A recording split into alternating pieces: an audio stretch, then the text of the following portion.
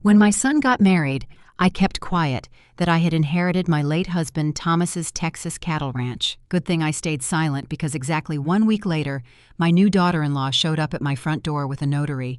Her fake smile disappeared real fast when she realized I spent 35 years as a senior commercial loan underwriter. I was still finding stray pieces of expensive silver confetti hidden in the corners of my living room. Exactly 7 days had passed since Julian and Chloe tied the knot at the most exclusive country club in the county.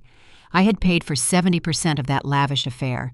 I wrote the checks for the imported white orchids, the 5-course dinner, and the live string quartet because Julian is my only son, and I wanted him to have a solid, beautiful start to his marriage. I thought the bleeding of my bank account was finally over now that the wedding was done.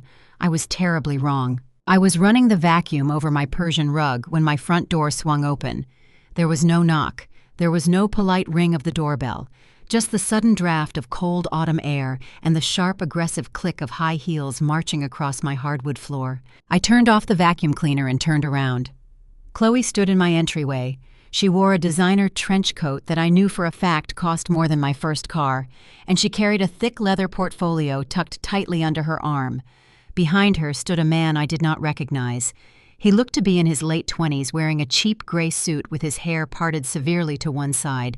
He clutched a briefcase to his chest like a shield and kept his eyes fixed nervously on my baseboards. "Hi, Mom," Chloe said. Her voice was dripping with that artificial sugary sweetness she usually reserved for the church bake sale committee when she wanted someone else to do the heavy lifting. "I know we should have called first, but we are on a massive time crunch today." I leaned the vacuum handle against the wall and crossed my arms. "Good morning, Chloe. Julian is not with you." "Julian is stuck at the office." She waved her hand dismissively, flashing her massive diamond engagement ring. "He is absolutely swamped trying to catch up on emails after the honeymoon. But he asked me to swing by to take care of some quick family business. Oh, this is Greg, by the way." The man in the cheap suit gave a jerky, awkward nod. "Nice to meet you, Mrs. Davis. Greg is a mobile notary." Chloe continued, stepping further into my living room without waiting for an invitation. "Julian and I were meeting with our financial planner this morning. We are trying to be responsible adults, setting up our joint accounts and looking at our future tax liabilities. The planner noticed a huge inefficiency in how your suburban property insurance is structured. He said if we do a quick family tax consolidation right now, we can save you thousands of dollars a year on your premiums." I stood completely still. In my 35 years working at the bank, approving and denying million-dollar commercial loans, I learned a lot about human behavior. I learned that scammers and con artists always manufacture a sense of extreme urgency. They want you panicked. They want you feeling grateful for their sudden, unexpected help. They want you moving so fast that your brain does not have time to process the warning signs. Family tax consolidation. I repeated the phrase, letting it hang in the quiet space of my living room. "I handle my own property taxes, Chloe. I always have. Thomas and I set up our insurance policies decades ago." "I know, Mom." Chloe smiled, reaching into her leather portfolio. She pulled out a thick stack of legal paper clipped together with bright blue tabs marking specific lines. "But the local tax laws changed last quarter. Julian was so worried you were overpaying the county. We literally left the financial planner's office and drove straight here because Greg has another appointment across town in 20 minutes. If we just get your signature notarized right now, we can file it before the county courthouse deadline this afternoon." Greg stepped forward, setting his briefcase on my mahogany coffee table. He snapped the metal latches open and pulled out a heavy black ink pen and his official state notary stamp. He still did not look at me. He kept his eyes fixed firmly on the paperwork, arranging the pages with sweaty hands. "Just a few quick signatures, Mrs. Davis," Greg said, his voice pitching slightly too loud for a quiet house. "I just need to verify your driver's license and witness you signing the designated lines. It will take 2 minutes tops, and then I can get out of your hair." Chloe pushed the papers across the glass table toward me. She tapped her manicured fingernail against the top page. "It is just standard administrative stuff, Mom. Julian already reviewed every single word of it. He said to tell you he loves you, and thanks for letting us help you manage things. Now just sign by the blue stickies, so we can let Greg get to his next client." They thought I was just a tired 68-year-old widow. They thought because I quietly paid for their ridiculous country club wedding without complaining, I was a soft target. They looked at a woman living alone in a $600,000 suburban home and figured I was ripe for the picking. They assumed I would just smile, nod, and sign whatever my loving family put in front of me because older women are supposed to be compliant and trusting. I did not pick up the pen. Instead, I reached into the pocket of my cardigan and pulled out my reading glasses. I slid them onto my face with slow, deliberate movements. I could see Chloe shift her weight from one foot to the other, her smile straining at the edges. "Mom, we really do not have time for a heavy reading session," Chloe said, her voice losing a fraction of its sugary coating. "Greg has to leave like right now. The courthouse closes at 4. "Greg will wait," I said. My voice was calm, flat, and entirely stripped of any maternal warmth. I never sign a legal document without reading the binding clauses. I ignored the top page entirely. Financial predators always make the cover page look like a standard, boring administrative form.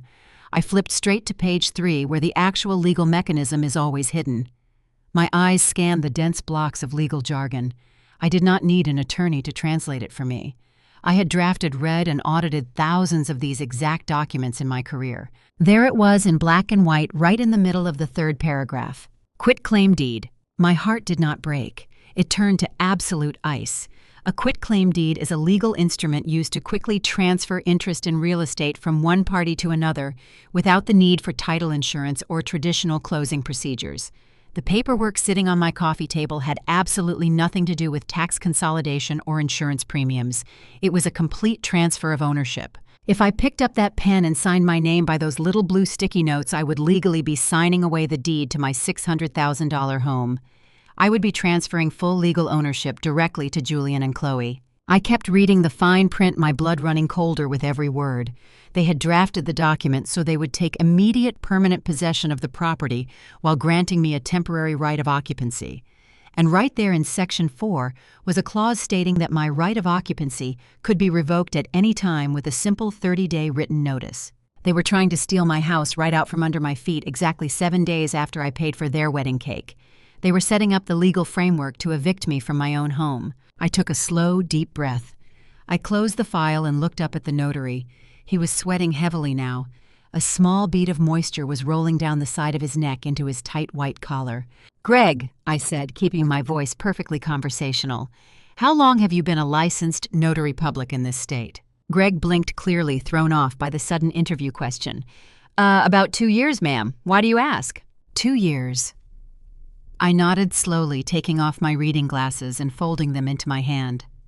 "So you must be intimately familiar with the penal codes regarding elder fraud. More specifically, you must be aware of the federal statutes concerning the facilitation of real estate fraud and the strict liability placed on a notary public who participates in coercing a senior citizen into signing a quitclaim deed under false pretenses." Greg's face lost all of its color instantly. He looked from me to Chloe and back to me again. His mouth opened, but no sound came out. "What on earth are you talking about, Mom?" Chloe snapped, crossing her arms tightly over her chest. The fake smile was entirely gone now. "He is just doing his job. Stop being so dramatic and paranoid and just sign the tax forms." I stood up from the sofa. I did not raise my voice, but I made sure it carried the full commanding weight of a senior commercial underwriter denying a fraudulent multi-million-dollar loan. "I am talking about the fact that this is not a tax form, Chloe. This is a quitclaim deed designed to transfer the title of my property directly into your name." I turned my eyes back to the trembling man in the cheap suit. "Greg, you came into my private home to physically witness the theft of a $600,000 asset under the direct guise of an insurance adjustment. If I pick up my cell phone right now and call the state commissioning board, you will not just lose your notary stamp today. You could be investigated as a participant in a fraudulent transfer and face serious criminal exposure. The state commissioning board and the district attorney would both want to know why a notary entered an elderly widow's home to witness a deed presented under false pretenses." Greg scrambled backward away from the table. He literally tripped over the thick edge of my Persian rug, trying to get away from the documents. He swept his ink pen and his heavy rubber stamp into his briefcase with shaking, frantic hands. "I had absolutely no idea," Greg stammered, his voice pitching high with raw panic. "She told me it was just basic estate planning paperwork. She told me outside that you already knew exactly what it was and that you wanted to surprise your son. I am not a part of this. I am leaving." "Get back here right now, Greg," Chloe demanded, grabbing the sleeve of his gray suit jacket. "You have a job to do. I paid you for a full hour of your time." Greg yanked his arm free with surprising force. "Keep the money, lady. I am not going to a federal prison for you and your husband." He did not even bother closing the latches on his briefcase properly. He bolted for my front door, pulled it open, and practically ran down my paved driveway. We listened to his car engine roar to life and his tires screech against the asphalt as he sped away from the curb, leaving the front door wide open behind him. The silence in my living room was thick and suffocating. Chloe stood alone by the coffee table. The sweet, caring daughter-in-law act was completely shattered. Her face was twisted into a mask of pure, ugly rage, her hands clenched into tight fists at her sides. "You crazy old bat!" Chloe spat the words out like toxic venom. "Julian warned me you were going to be difficult about this. He said you were getting paranoid and hard to deal with lately. We were trying to protect this asset before you completely lose your mind and let the state take it away from the family." "Protect the asset," I repeated, stepping closer to her, forcing her to look me in the eye. "You mean steal my home to fund your ridiculous lifestyle? I know about the credit card debt, Chloe. I know you two are drowning because you insist on playing rich at the country club and buying things you cannot afford." Chloe's eyes darted around the room. She was looking for a way to regain control of the narrative, but she had absolutely no leverage left. She snatched the fraudulent paperwork off the coffee table and shoved it aggressively into her leather portfolio. "This is not over, Helen." She pointed a manicured finger directly at my face, dropping the word "mom" entirely. "Julian is your only son. You are going to end up in a nursing home eventually, whether you like it or not. You cannot manage this big place by yourself forever. When the time comes, we will be the ones making the medical and financial decisions for you. You are going to wish you just signed the paper today when we were being nice about it." "Get out of my house," I told her. I did not yell. I did not need to. Chloe spun on her heel and marched to the front door. She grabbed the brass handle and yanked it. She looked back over her shoulder, her eyes burning with unchecked hatred. She slammed the heavy oak door shut behind her with enough force to rattle the glass in the front windows. I stood alone in the quiet of my living room. My heart was beating steadily. I was not afraid of her empty threats. I was not intimidated by her childish tantrums. Chloe thought she had me cornered. She thought this suburban house was my only valuable asset. She thought my mind was fading and that I was completely vulnerable to their manipulation. She had absolutely no idea that my late husband Thomas had left behind a Texas cattle ranch worth $12 million, secured safely in an irrevocable generation-skipping trust. She had no idea that I held the keys to a financial empire she could not even begin to comprehend. But she was about to find out. I spent the rest of the evening scrubbing my kitchen counters until my knuckles ached. Physical labor was the only way to keep my mind from replaying the sheer audacity of my daughter-in-law standing in my living room trying to steal my home. The smell of lemon bleach usually brought me peace, but tonight it did nothing to wash away the feeling of violation. By 10 o'clock, a heavy autumn storm had rolled into the suburbs. Rain lashed against the windows, matching the turbulent, angry rhythm of my own thoughts. I had just poured myself a cup of chamomile tea, hoping to force myself to sleep when 3 sharp, frantic knocks rattled the front door. I checked the security monitor. Standing on my porch, illuminated by the harsh yellow glow of the security light, was a young man holding a heavy-duty black garbage bag over his shoulder. He was completely soaked to the bone, rain plastering his dark hair to his forehead. It was Liam, my 19-year-old grandson. I threw the deadbolt and pulled the door open immediately. The wind howled, pushing freezing rain into my entryway. He stood there shivering violently in a thin denim jacket that offered absolutely no protection against the elements. Water dripped from his chin onto my welcome mat. He looked so much like my late husband Thomas at that age, it physically made my chest ache. "Liam, what on earth are you doing out in this weather?" I pulled him inside immediately, taking the heavy plastic bag from his frozen hands. "Where is your car?" The transmission finally died at the intersection of Oak and Elm. His teeth were actually chattering, making his words stumble together. "I walked the last 2 miles in the dark. I am really sorry to show up so late, Grandma. I just did not know where else to go." "Do not ever apologize for coming to my house," I said, steering him firmly toward the downstairs guest bathroom.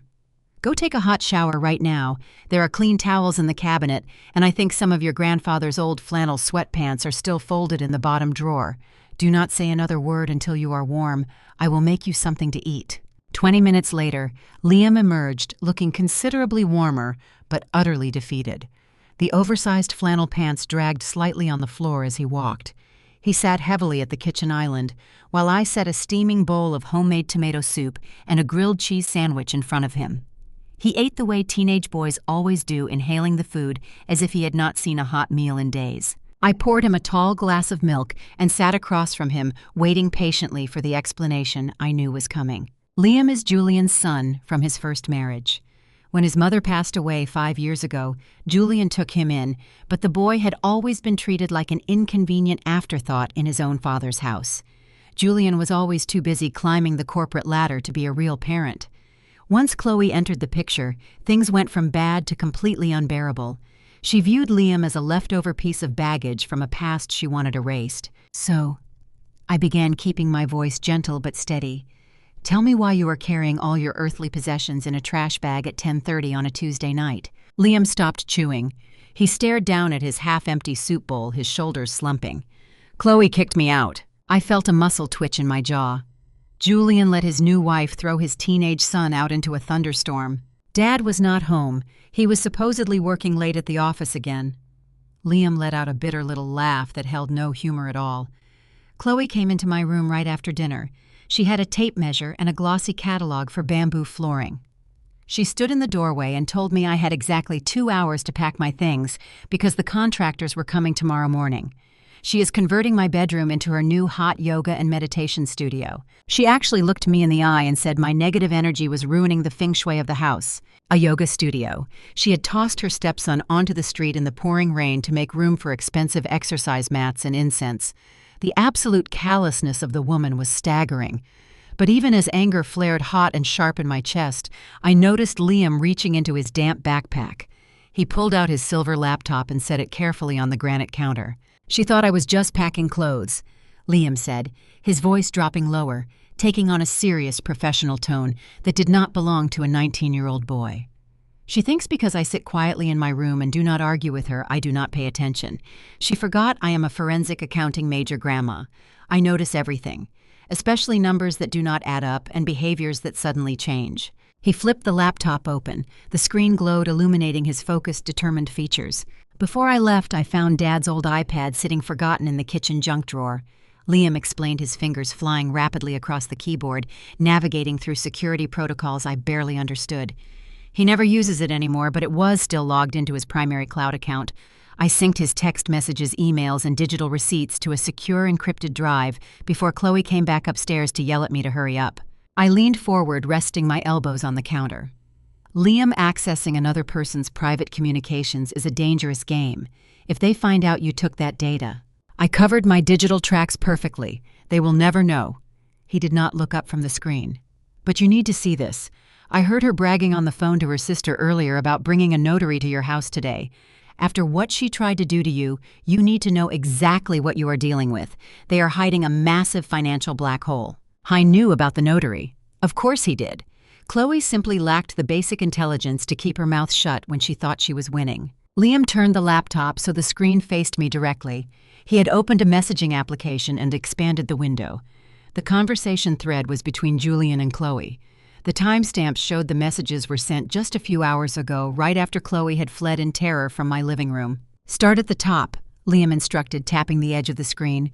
Read what she said first. I put my reading glasses back on and leaned in, focusing on the harsh, glaring text. Chloe's first message was a frantic, poorly spelled block of panic.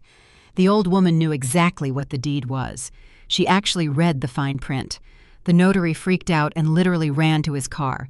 She threatened him with federal elder fraud charges. Julian, we are completely screwed. The credit card companies are calling my cell phone every single hour, and the venue is threatening collections. Julian's reply sent a fresh wave of ice through my veins. It was clinical and detached. Calm down and stop texting like a maniac. Did she actually call the police while you were there? No, Chloe responded. She just kicked me out. But what are we going to do, Julian? The wedding debt is over $150,000. The country club legal department sent another notice for the catering balance, and my platinum card is maxed out from the honeymoon flights. If we do not get a cash injection this week, the bank is going to freeze our joint accounts. $150,000 in debt. I stared at the number, letting the sheer magnitude of their stupidity wash over me. They were drowning. The lavish country club wedding, the designer dresses, the luxury car leases, the constant need to project wealth and status to their church friends. It was all built on a massive, crumbling foundation of toxic credit. My son, a middle manager at a logistics firm, had allowed this vicious woman to bankrupt them before their marriage even officially started. But it was Julian's next message that made my breath catch painfully in my throat. It was a message so incredibly cruel, so devoid of any human empathy or maternal respect that I had to read it 3 times, just to comprehend that my own flesh and blood had typed the words. "Stop panicking," Julian wrote. The quitclaim deed was just plan A because it was the fastest route to liquid cash. If she will not sign the house over willingly, we move immediately to plan B. I am playing golf with Dr. Evans tomorrow morning. I will get him to write the medical evaluation declaring her mentally unfit. We secure an emergency guardianship and control over her medical and financial decisions by the end of the week. We put Mom in that Sunset Meadows nursing home facility out on Route 9. Her Medicare and supplemental insurance will cover the basic room costs. Once we have the legal guardianship, we sell her house to the commercial developers and clear our debt completely. We just need to move faster before she talks to a lawyer. She is old, Chloe. No one is going to question a doctor saying her mind is gone. I stared at the glowing pixels on the screen until my vision blurred. The silence in the kitchen was absolute, broken only by the steady, relentless drum of rain against the window glass. I was not just trying to steal my house. My son was actively conspiring to strip away my basic human rights. He wanted to lock me inside a memory care facility among strangers, heavily medicated and forgotten. He was planning to have me declared legally incompetent just so he could liquidate my home to pay off his wife's credit cards. He was willing to erase my freedom, my dignity, and my entire life just to maintain his pathetic illusion of wealth. "Grandma," Liam whispered, breaking the silence. His voice was thick with unshed tears. "I am so sorry. I knew they were terrible people, but I never thought Dad would do something this evil to his own mother." I closed the laptop with a soft, definitive click. I took off my reading glasses and folded them calmly, setting them beside my cold cup of tea. The betrayal was absolute, crushing and suffocating, but the time for tears had passed. Crying is what victims do. Mourning is for the weak, and I was absolutely no one's victim. "Do not be sorry, Liam," I said. My voice was dangerously steady, carrying the icy precision of a woman who had spent her entire life assessing risk and eliminating liabilities. "Your father and his wife have made a very critical miscalculation. They assume I am playing defense. They assume because I am a mother, I will eventually fold under the weight of family obligation." I walked over to the kitchen sink and washed my hands, feeling the cold water rush over my skin. I looked out into the dark, stormy night, my reflection staring back at me in the glass. They wanted a war over assets. They wanted to play a high-stakes game of financial ruin and legal manipulation. They were about to discover what happens when you try to con a woman who spent 3 decades tracking down hidden assets and destroying corporate fraudsters for a living. "Finish your soup, Liam," I told my grandson, turning back to face him. "Tomorrow morning, we are going to start doing some forensic accounting of our own." By Sunday morning, Grace Fellowship Church had become the next battlefield. Sunday services there had been a cornerstone of my routine for nearly 40 years. Thomas and I had walked through those heavy oak doors as newlyweds. We had baptized Julian in the marble font near the altar.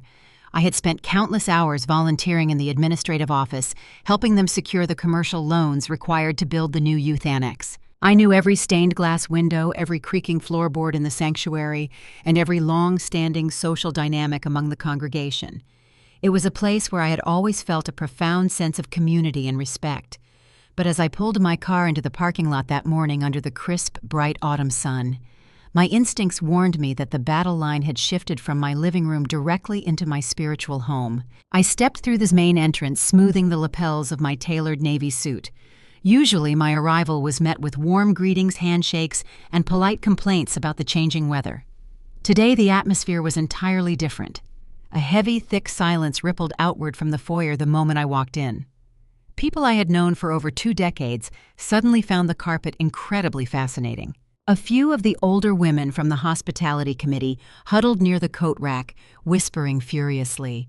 When I made eye contact with them, they scattered like startled pigeons, offering me tight, deeply uncomfortable smiles filled with a sickening amount of pity.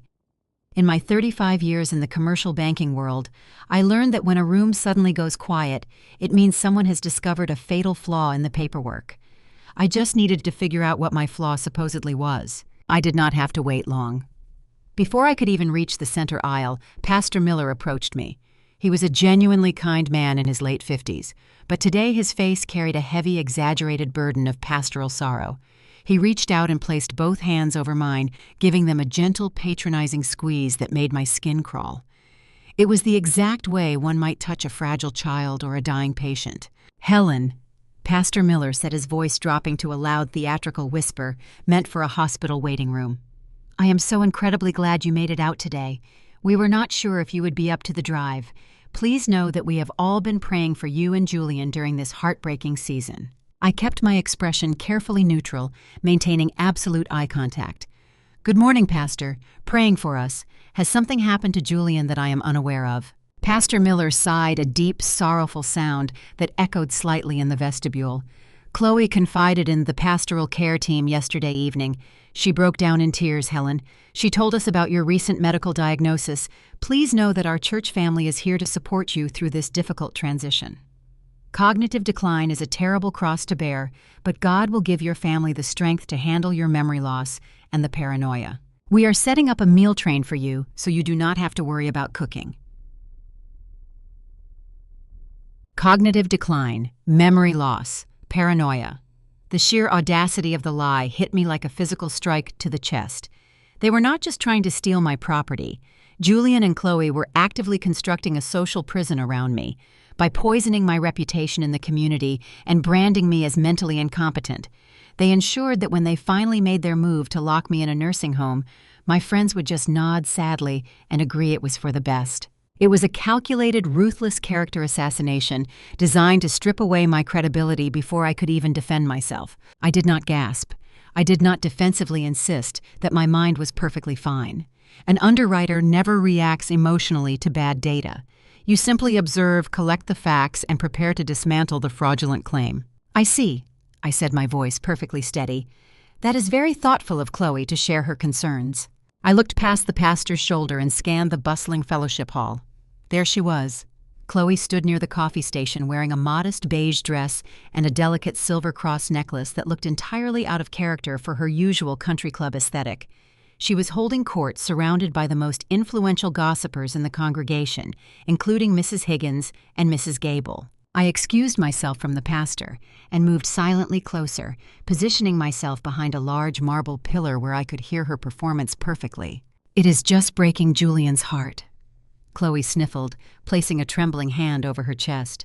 She was actually managing to squeeze out a few real tears, dabbing at them delicately with a tissue. "We are trying so hard to keep her safe and comfortable, but she is deteriorating so fast. It is like looking at a stranger sometimes. Just last week she left the gas stove running for hours. Julian walked in, and the whole house smelled like a ticking bomb. If he had not arrived when he did, she could have burned the entire neighborhood down." Mrs. Higgins gasped, pressing a hand to her mouth. "Oh my heavens, Chloe, that is terrifying." "It gets worse." Chloe continued, shaking her head tragically, playing the role of the exhausted martyr to perfection.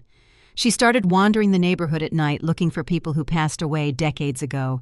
We even tried to bring a nice young man over to help her with some basic property tax paperwork to protect her assets. But she had a complete paranoid episode. She became totally delusional and verbally attacked him. She thought he was a federal agent trying to arrest her. It was absolutely terrifying. Julian and I just do not know how much longer she can safely live alone. We are looking into full-time care facilities because we just love her too much to let her hurt herself." The women murmured sympathetic noises, patting Chloe on the shoulder and telling her what a blessing she was to the family. I listened to every single word, logging the lies, indexing the sheer scale of her deception. She was weaving a narrative so tight and so emotionally manipulative that any normal person would have been crushed by the weight of the rumor mill. But I was not a normal person. I waited until Chloe finished her miserable little performance before walking to my seat in the third row. I did not glare at her. I did not confront her in the aisle and make a scene. A public shouting match is exactly what she wanted. It would have played perfectly into her narrative of a crazy, unstable old woman losing her grip on reality. I sat through the opening hymns, the choir performance, and the morning sermon with absolute perfect stillness. I let the whispers wash over my back, knowing that every person in the sanctuary was watching me, waiting for me to talk to myself or do something erratic. Towards the end of the service, Pastor Miller stepped up to the podium for the administrative business and community announcements. Grace Fellowship Church was currently undertaking a massive fundraising campaign for a new community outreach center. As the head of the Church Audit and Finance Committee, I was scheduled to give the quarterly financial update to the congregation. Pastor Miller approached the microphone looking incredibly uncomfortable. He glanced nervously in my direction, clearing his throat. Before we conclude our service today, we normally have our quarterly financial report. Given recent family circumstances, I am more than happy to have Deacon Bradley read the numbers today if Helen needs to rest and preserve her strength. I stood up immediately. The rustle of my suit fabric was the only sound in the dead silent sanctuary. Every single eye in the building was locked onto me, searching for signs of the madness Chloe had so vividly described. "That will not be necessary, Pastor," I said. My voice projected clearly across the vast room, crisp, commanding, and entirely devoid of any hesitation. "I am perfectly capable of delivering my own financial report." I walked up the center aisle. My steps were measured, purposeful, and steady. I did not use the wooden handrail to climb the 3 stairs to the altar. I stepped right up to the podium and adjusted the microphone. I did not bring a single piece of paper with me. No notes, no ledger, no cheat sheets. I looked directly out into the crowd, finding Chloe sitting in the 8th row. Her fake, sympathetic smile was still plastered onto her face, but her eyes looked slightly panicked as I stared her down. "Good morning, congregation." I began, resting my hands lightly on the edges of the podium. "I will keep this brief, as I know we are all eager to get to Sunday brunch. For the 3rd quarter ending September 30th, our Community Center Building Fund accumulated $84,312 in direct congregational donations. Combined with our rollover capital from the 2nd quarter, our total liquid assets for the project stand at $215,890.42. I paused, letting the precise multi-digit numbers hang in the quiet air. I saw Deacon Bradley sitting in the front row, hurriedly checking his printed spreadsheet. He nodded, looking completely amazed that I had pulled the exact figures from memory. "Furthermore," I continued, my tone sharpening just a fraction, shifting effortlessly into my commercial banking persona. "Our municipal bond yields generated an additional 4.2% return, adding $9,063 to the operational reserve. However, while reviewing the master ledger last night, I noticed a critical discrepancy in the operational expense column regarding the new commercial HVAC installation for the fellowship hall." The congregation leaned forward. The pity in their eyes was rapidly being replaced by intense curiosity. "The contractor invoiced us for $22,500. I stated clearly, maintaining eye contact with the crowd. "But the bank disbursement record shows a withdrawal of $23,200. It appears there was a transposition error in the contractor's routing software, automatically applying a $700 late fee penalty that we absolutely do not owe. The invoice was processed and paid on day 14 of a net 30-day term." I looked directly at Deacon Bradley. "David, you will need to call the vendor tomorrow morning at exactly 8 a.m. Cite Section 4 Clause B of our master service contract and demand that the $700 be credited back to our operational fund immediately. If they push back, remind them that our payment was time-stamped prior to the grace period expiration." David actually scrambled to find a pen, writing down my exact words, his face bright red. "Yes, Helen. Right away, Helen. I will handle it first thing." I swept my gaze across the silent room, making deliberate, piercing eye contact with Mrs. Higgins, Mrs. Gable, and finally locking onto Chloe. When managing large sums of money, whether for a church, a commercial enterprise, or a private estate, one must always read the fine print. I said, my voice ringing with absolute authority. "Details matter. A sharp, vigilant mind is the only defense against those who might try to slip fraudulent charges past you, assuming you are not paying attention, or assuming you are too weak to fight back. I assure you all, I am always paying attention, and my mind has never been sharper." I looked right at my daughter-in-law. The smug, confident mask had completely melted off her face. Her skin was a mottled, ugly shade of purple. She looked like she had just swallowed broken glass. The women sitting next to her, who had just spent 30 minutes listening to her sob about my severe cognitive decline, were now looking at her with narrowed, deeply suspicious eyes. A woman who can effortlessly recite 6-digit financial figures, calculate percentage yields, and audit a commercial HVAC contract from memory without looking at a single piece of paper is clearly not wandering the streets looking for a high school boyfriend. She is certainly not leaving the gas stove running. Thank you all for your incredibly generous donations this quarter, I concluded, my voice softening back into a polite Sunday morning tone. God bless you all and have a wonderful week. I stepped down from the podium and walked back down the aisle. The heavy, suffocating silence in the sanctuary was suddenly replaced by a very different kind of whispering. The pity was entirely gone. The narrative had violently shifted. Chloe had tried to paint me as a helpless, confused victim ready for a nursing home. Instead, she had just forced me to remind the entire town exactly who they were dealing with. I did not just clear my name. I publicly destroyed her credibility without ever uttering a single defensive word. I walked out the heavy oak doors into the crisp autumn air, feeling a surge of adrenaline. I had won the battle at the church, but I knew this was only the beginning. Chloe and Julian were desperate, drowning in wedding debt and looking for a quick payout. They would not stop just because their social smear campaign failed. The war was far from over. The drive back to my house from Grace Fellowship Church felt entirely different from the usual Sunday morning commute. The crisp autumn air blowing through the cracked window was refreshing, carrying away the suffocating tension of the sanctuary. I kept my hands at 10 and 2 on the steering wheel, navigating the familiar suburban curves with absolute precision. I had won the public battle. I had dismantled Chloe's entire smear campaign with nothing but raw data and a calm voice. But as I pulled my car into my driveway, my heart was not celebrating. I felt a heavy, hollow sadness settling in my chest. My only son had allowed his wife to orchestrate a public character assassination against me in the very place he was baptized. I unlocked the front door and stepped into the quiet hallway. The familiar scent of lemon polish and old oak greeted me, bringing a small measure of comfort. I hung my navy suit jacket on the hook and walked straight into the kitchen. I needed the familiar routine of preparing Sunday lunch to ground me. Liam was sitting exactly where I had left him at the granite kitchen island. He had spent his entire morning running background security scripts and securing his own digital footprint, so his father could not track his location. He looked up from his glowing laptop screen as I set my purse on the counter. He could immediately sense the residual energy radiating from my posture. "How was the church service, Grandma?" Liam asked, leaning back in his tall wooden stool. "It was highly illuminating, Liam," I said, walking over to the sink to wash my hands. "Your stepmother attempted to run a preemptive character assassination campaign to declare me mentally incompetent. She had half the hospitality committee convinced I was leaving the gas stove running and wandering the streets in a paranoid haze. I politely corrected the congregation by delivering a comprehensive forensic audit of the new HVAC contract entirely from memory. I believe Chloe is currently reconsidering her life choices in the church parking lot."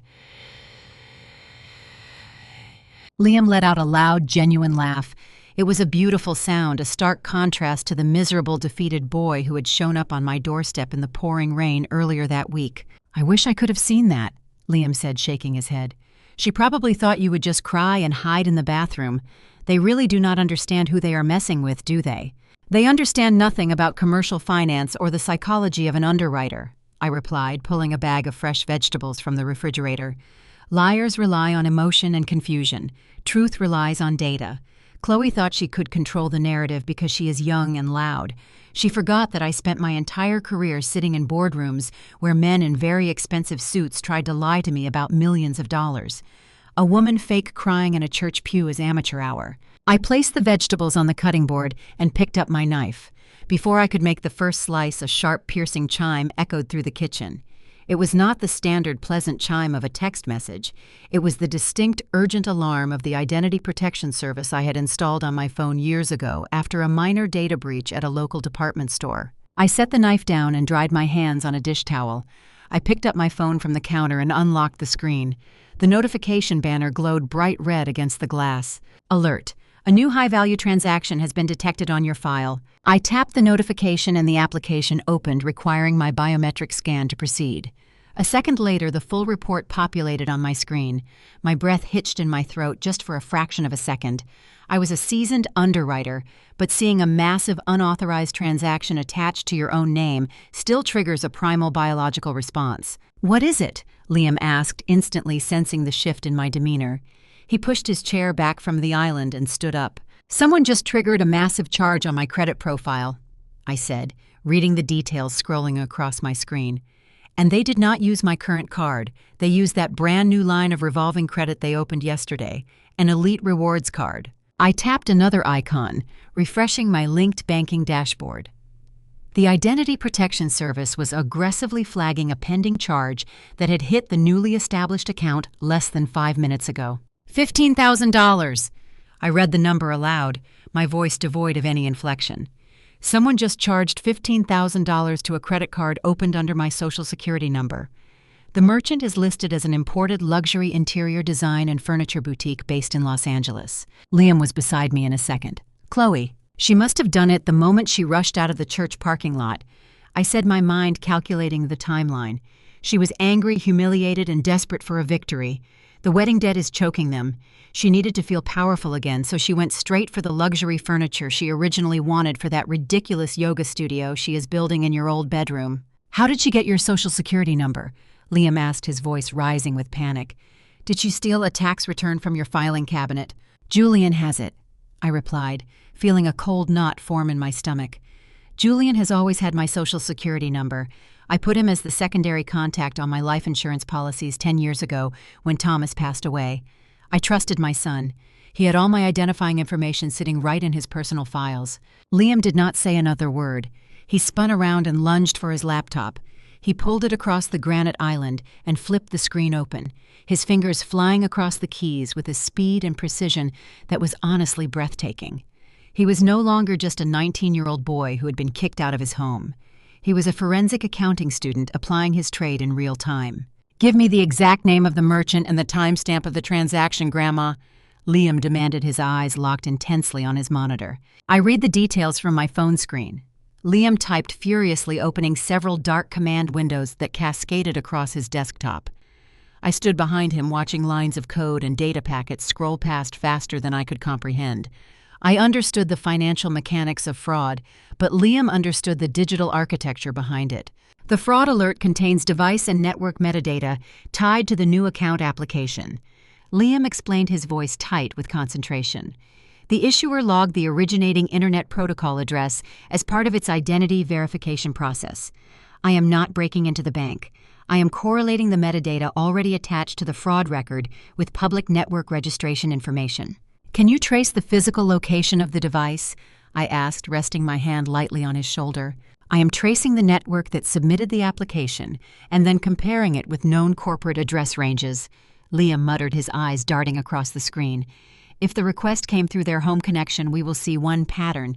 If it came through a business network, we will see another. Chloe is reckless. Whoever did this used a normal browser and left a clean trail." A few agonizing minutes passed in silence. The afternoon sun shifted outside, casting long shadows across the kitchen floor. Then Liam stopped typing. He hit the enter key one final time, and a static block of information popped up on the center of his screen. He leaned back in his chair, staring at the result. His shoulders slumped, and a profound, heavy sadness washed over his young face. "It was not from their house," Liam said quietly. He pointed to a string of numbers and letters on the screen. The final purchase authorization did not come from Chloe's phone. It was routed through a dedicated commercial server. It is a static corporate IP address. "Whose corporate address?" I asked, though a terrible sinking feeling in my chest told me I already knew the answer. "Apex Global Logistics." Liam read the name of the company aloud. Dad's office. The transaction originated from the private executive network at Dad's logistics firm. "Chloe did not do this alone, Grandma. Dad is sitting in his office on a Sunday afternoon approving a $15,000 fraudulent charge using your Social Security number. They did this together." The confirmation landed between us like a physical weight. It is one thing to suspect your child is weak or manipulated by a terrible spouse. It is an entirely different kind of agony to see raw, irrefutable digital proof that your only son actively participated in stealing your identity to buy velvet cushions and meditation mats. He had crossed a line from which there was absolutely no return. Liam reached for his cell phone sitting on the counter. His hands were shaking with anger. "I am calling the bank's fraud department right now," Liam said, his voice thick with emotion. "We are going to freeze this account and lock down your entire credit profile. Then I am calling the police. This is identity theft. We have the IP address and the transaction logs. We can prove Dad did it." He started dialing the toll-free number on the back of my old debit card, but I reached out and wrapped my hand firmly around his wrist. I pressed his phone down against the cold granite countertop. "Stop," I commanded gently but with absolute authority. Liam looked up at me, completely bewildered. "Grandma, what are you doing? They just stole $15,000 from you. We have to cancel the card before the furniture store processes the shipping order." "Let the store process the shipping order," I said, pulling his phone away from his hand and setting it face down on the island. "Let the payment clear the processing network. Let the transaction finalize completely." "Are you crazy?" Liam protested, standing up from his stool. "If the payment clears, you are going to be on the hook for $15,000 of debt. They are going to ruin your credit score to buy a yoga studio. We have to stop the transaction." I looked at my grandson, feeling a surge of pride at his protective instincts, but knowing he lacked the strategic patience of a veteran underwriter. "Liam," I said, my voice dropping into the cold, measured cadence I used when restructuring defaulted commercial portfolios. "If we shut everything down before the transaction finishes, we will still report the identity theft, but the evidentiary trail will be thinner. Julian will claim the application was a misunderstanding, the device was compromised, or he believed he had permission. I want the bank, the merchant, and investigators to see the entire chain from fraudulent application to authorization to delivery." Liam frowned, processing my words. "So they just get away with it?" "Exactly," I nodded. "Stopping the purchase now would not magically erase the crime, but it would give them more room to argue about intent and less physical evidence tying the account to what they actually received. If the order precedes the merchant record delivery address signature device, metadata, and account history will all point in the same direction. That is the kind of paper trail liars have a very hard time explaining away." I picked up my phone and looked at the bright red fraud alert still glowing on the screen. "But if we let the transaction clear," I continued, holding his gaze, "if we let the banking network fully authorize the transfer of funds across state lines from the credit issuer here to the furniture boutique in California using electronic communications infrastructure, do you know what that becomes, Liam?" Liam's eyes widened as his forensic accounting education caught up with my logic. He swallowed hard. "Federal wire fraud." "Precisely," I said, a small, cold smile touching my mouth. "A fraudulent electronic transaction that crosses state lines can create serious federal exposure, including wire fraud and identity theft issues. What matters to me is not a dramatic label or a guaranteed sentence. What matters is giving investigators a complete, independently verifiable record instead of a half-finished attempt that Julian can dismiss as a family misunderstanding." I walked around the kitchen island and closed his laptop screen. "We are not dealing with a misunderstanding over a family loan anymore, Liam. Your father and his wife are escalating their attacks. They tried to steal my house with a fake notary. They tried to destroy my reputation at the church. Now they are actively committing identity theft because they are desperate for cash. If we slap their wrists today, they will just find a sneakier way to attack us tomorrow. We do not block them. We let them walk right into the trap." "But what about the $15,000? Liam asked, still concerned about the immediate financial damage. "You do not want to actually pay that bill." "I will dispute every cent of it as identity theft," I assured him, walking back to the cutting board and picking up my knife. "Once the goods are delivered and the evidence is preserved, we will notify the issuer, formally lock the account, and provide the documentation. I am not voluntarily paying for their furniture. The point is to preserve the fraudulent balance and the delivery trail long enough for the bank and law enforcement to see exactly who created the debt and who benefited from it." I began chopping the carrots with rhythmic, precise strikes. The sharp sound of the steel blade hitting the wood echoed in the quiet kitchen. "Chloe wants to furnish her yoga studio with stolen money," I said, tossing the chopped vegetables into the cast-iron pot. "Let her have her expensive furniture. Let her sign the delivery manifest when the truck arrives at her house. Let her create an undeniable chain of physical evidence linking the stolen credit card directly to her home address. Every action she takes right now is just hammering another nail into her own coffin." Liam watched me in stunned silence. He had spent his entire life watching his father manipulate people and watching his stepmother bully her way to the top of the social ladder. He had never seen anyone actually lay out a trap designed to utterly destroy them.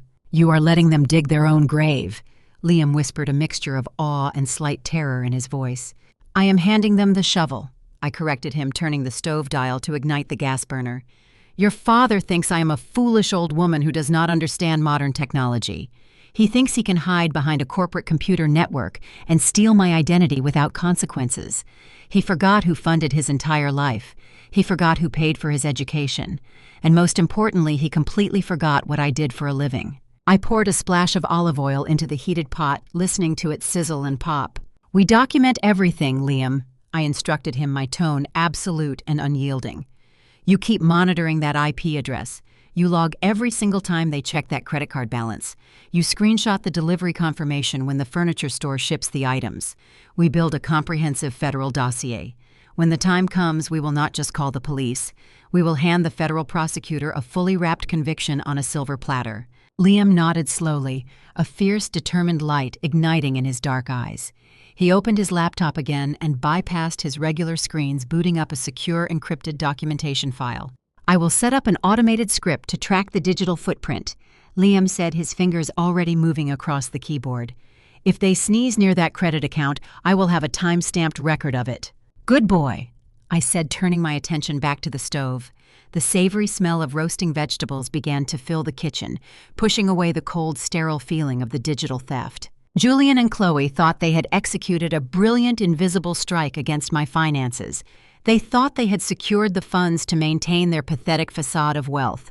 They had absolutely no idea that instead of securing their future, they had just handed me the exact weapon I needed to guarantee their absolute destruction. The snare was set.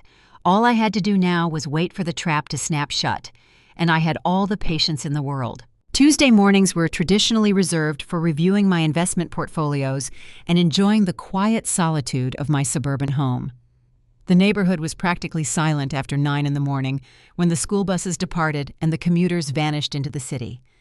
I was standing at the kitchen island pouring a fresh cup of dark roast coffee when I heard the distinct sound of car tires rolling onto my paved driveway.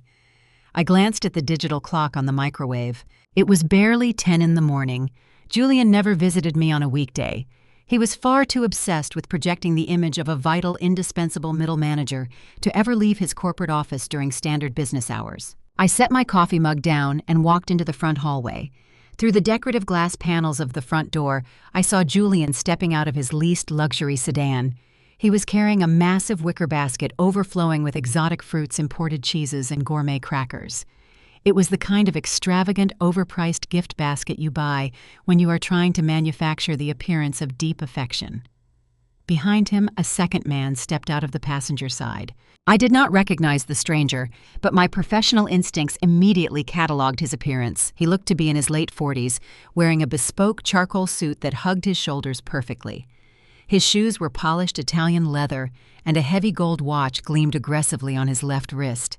He did not carry a medical bag, but everything about his confident, arrogant posture screamed institutional authority. I unlocked the deadbolt and pulled the door open before they could reach the porch. "Julian," I said, keeping my tone perfectly neutral, "this is an unexpected surprise for a Tuesday morning." "Hi, Mom," Julian beamed, offering me a smile so wide and artificial it looked painful.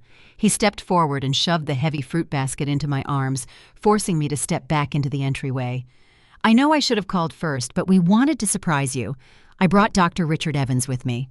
The man in the charcoal suit stepped gracefully over the threshold. He offered a practiced, warm smile that completely failed to reach his cold, calculating eyes.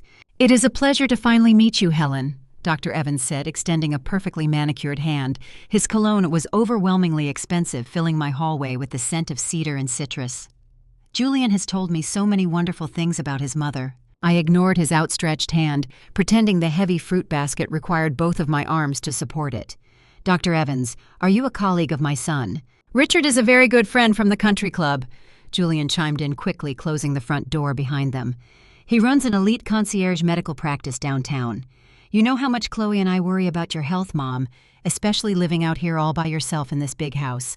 Richard offered to do a complimentary home health evaluation for you, just a friendly, informal checkup to give us all some peace of mind.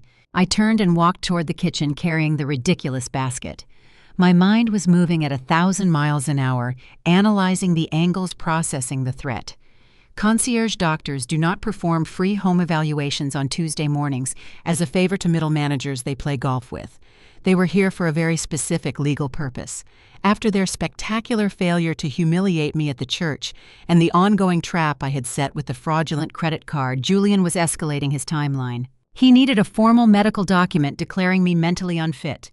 He needed a corrupt physician to sign a declaration of cognitive decline so he could support an emergency guardianship petition and seize control over my medical and financial decisions by the end of the week. A home health evaluation, I repeated, setting the basket on the granite island. I turned to face them. I saw my primary care physician 3 months ago, Julian. My blood pressure is perfect and my cholesterol is entirely unremarkable. Physical health is only one piece of the puzzle, Helen, Dr. Evans said smoothly, pulling out one of my tall kitchen stools and making himself comfortable without asking permission. He reached into his tailored suit jacket and produced a sleek, modern smartphone. As we age, our neurological pathways require just as much maintenance as our cardiovascular system. Julian expressed some deep concerns about your recent memory lapses and a few confusing episodes you have experienced lately. I just want to have a simple conversation with you. Do you mind if I record our chat for my private medical notes? He did not wait for my answer. He tapped the screen and a red recording indicator began to pulse. In my 35 years as a commercial loan underwriter, I had sat across from countless men who tried to bully, manipulate, or charm me into signing away millions of dollars. I knew exactly how to dismantle them with cold, hard facts. My immediate instinct was to completely obliterate Dr. Evans. I wanted to recite the exact closing price of the stock market, recall my entire Social Security number backward, and mathematically dissect his likely malpractice insurance premiums just to watch the smug confidence melt off his face. But as I looked at the pulsing red light on his phone, a sudden, brilliant realization washed over me. If I proved my sanity to a corrupt doctor, he would simply leave and fabricate the medical report anyway. Julian was paying him to deliver a specific diagnosis. Fighting back in this kitchen would achieve absolutely nothing. They would just return with a different scheme, a different lawyer, or a different corrupt professional. I did not need to win this argument. I needed them to believe they had won the war, so they would confidently step right into the federal trap Liam and I were building. I let my shoulders slump forward just a fraction of an inch. I allowed the natural tension in my face to dissolve, replacing my usual sharp expression with a soft, slightly vacant look. "I suppose a conversation would not hurt," I said, making my voice sound a little thinner, a little more breathless than usual. "But I really do not understand what Julian is so worried about. I am perfectly fine." "Of course you are, Mom," Julian said, placing a heavy, comforting hand on my shoulder. The sheer hypocrisy of his touch made my skin crawl, but I patted his hand gently, playing the role of the oblivious, trusting mother. "Let us start with some very simple baseline questions. Helen." Dr. Evans smiled, leaning forward and resting his elbows on my counter. The phone sat between us, recording every word. "Can you tell me what the current year is?" I blinked slowly, looking down at my hands. I let a few seconds of heavy silence fill the room. "Well, it is autumn now. The leaves are turning. Thomas always loved the autumn." "Yes, Helen, but what is the specific year?" Dr. Evans pressed his voice, dripping with that horrible synthetic patience people use when speaking to toddlers. I looked up at the ceiling, pretending to search my memory. 1998, yes, because Thomas bought the new truck in the spring of '98. I saw Julian completely fail to hide a massive, triumphant grin. He literally bit his bottom lip to stop himself from smiling too widely. "Thank you, Helen," Dr. Evans said softly. "Now I'm going to say 3 words. I want you to listen carefully and remember them, because I will ask you to repeat them back to me in a few minutes. The words are apple, table, penny. Can you repeat those for me right now?" "Apple, table, penny," I repeated slowly, letting my voice trail off at the end. "Excellent," the corrupt doctor nodded. "Now can you tell me the name of the current president of the country?" I reached over and picked up a porcelain teacup from the drying rack. I intentionally allowed my hand to tremble. I made the fine china rattle against the saucer, producing a fragile, pathetic sound. I let my brow furrow into a mask of deep confusion. "The president," I whispered, staring blankly at the teacup. "Oh, I am not sure, dear. I do not watch the television news much anymore. It upsets Thomas when the news is too loud." Thomas had been dead for 10 years. The moment I referenced him in the present tense, Julian actually let out a long, dramatic sigh of fake sorrow. He rubbed his face with his hands, playing the role of the devastated son, witnessing his mother's tragic mental decline. It was a spectacular theatrical performance. "It is okay, Helen," Dr. Evans said, his voice practically humming with satisfaction. "Do not stress yourself. Do you remember those 3 words I asked you to memorize a moment ago?" I set the rattling teacup down on the counter and looked at him with wide, innocent eyes. I knew the standard mini-mental state examination backward and forward. I knew exactly what they needed on that audio recording to justify a hostile legal takeover of my medical rights. "Orange," I said softly, "chair, and a coin." Dr. Evans reached over and tapped the screen of his smartphone, stopping the recording. He slipped the device back into his tailored jacket and stood up from the wooden stool. He looked at Julian and offered a grim, somber nod. "Julian, I am so sorry," Dr. Evans said, his tone suddenly incredibly grave and professional. "The cognitive decline is significantly more advanced than you described on the golf course. The temporal disorientation, the short-term memory loss, and the auditory processing failures are classic textbook indicators. It is no longer safe for her to manage her own financial affairs or live independently in a house this large." "I knew it," Julian whispered, burying his face in his hands. "I just did not want to believe it, Richard. She is my mother. It breaks my heart to see her like this." "You are doing the right thing by intervening, Julian," Dr. Evans reassured him, placing a supportive hand on my son's shoulder. "If you do not step in and take legal control immediately, she could hurt herself or become the victim of a financial scam. We need to secure emergency guardianship authority so you can protect her medical and financial interests." "I will handle the paperwork," Julian said, his voice muffled behind his hands. "I will have my office type up the official declaration of cognitive incompetence this afternoon," Dr. Evans promised, smoothing his expensive lapels. "With my signature, your lawyer will use it to push the emergency guardianship petition as hard as possible. You could have a temporary order by Friday if the court accepts the affidavit." They stood in my kitchen, openly discussing the total destruction of my civil liberties. They were plotting to strip away my legal autonomy, sell my home, and lock me in a clinical facility. And they were doing it with absolute arrogant confidence because they truly believed the fragile, trembling woman standing before them was too broken to fight back. "I think I need to sit down, Julian," I whispered, wrapping my arms around my waist.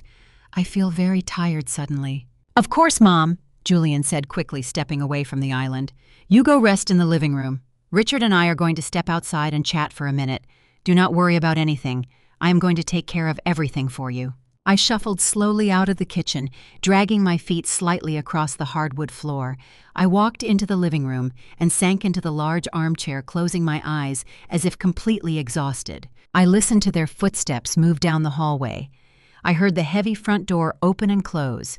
The deadbolt clicked into place. The very second the door shut, the tired, confused old widow vanished completely. I opened my eyes and sat up straight. The trembling in my hands disappeared instantly. My mind was crystal clear sharp and entirely focused on the trap waiting on my front porch. I stood up and walked over to the console table near the front window. Sitting in the center of the table was a large, decorative ceramic vase filled with high-quality artificial hydrangeas. Liam had bought the arrangement 3 days ago. He had spent 4 hours carefully wiring a high-definition micro-security camera directly into the thick green plastic stems. The lens was entirely invisible, pointing straight through the glass panels of my front door, giving a perfect, unobstructed view of my covered front porch. The microphone attached to it was military-grade, capable of picking up a whisper from 20 feet away. I reached into my pocket and pulled out my tablet, opening the encrypted security application Liam had built for me. The live video feed popped up on the high-resolution screen. Julian and Dr. Evans were standing on my porch, completely shielded from the street by the large brick columns. They were no longer playing the roles of the devastated son and the compassionate physician. They were 2 criminals finalizing a deeply illegal transaction. "That was incredibly easy, Julian," Dr. Evans laughed, lighting a thick cigar and blowing the smoke out into the autumn air. "She is completely gone. Half the time she thought I was talking to her dead husband. The probate judge is not even going to question my medical evaluation. I will state that her dementia presents an immediate critical danger to her physical safety. You are a lifesaver, Richard. Julian smiled a genuine greedy smile that made my stomach turn. Chloe has already picked out the nursing home. We are moving her on Monday. Once I have the legal guardianship papers signed, I am listing this house for sale. I already have a commercial buyer lined up. Julian reached inside the breast pocket of his jacket. He pulled out a thick, heavy manila envelope. The envelope was bulging, stuffed completely full of cash with banking bands wrapped around the bundles. I had no reliable way to know where that cash had come from, and I did not need to guess. What mattered was that the camera was recording the transfer, the amount they were about to discuss, and the reason the money was changing hands. Julian handed the thick envelope to Dr. Evans. $10,000 in cash, just like we agreed, Julian said, watching the doctor slip the envelope smoothly into his charcoal suit. You get the other $10,000 the day the judge officially signs the emergency guardianship order and transfers control of her assets to me. It is a pleasure doing business with you, Julian. Dr. Evans smiled, tapping his cigar against the brick railing. I will email the secure medical affidavit to your lawyer before 5 o'clock today. Enjoy your inheritance. They shook hands, sealing the criminal conspiracy. I stood in my living room holding the glowing tablet. The hidden microphone had captured every single crystal-clear syllable.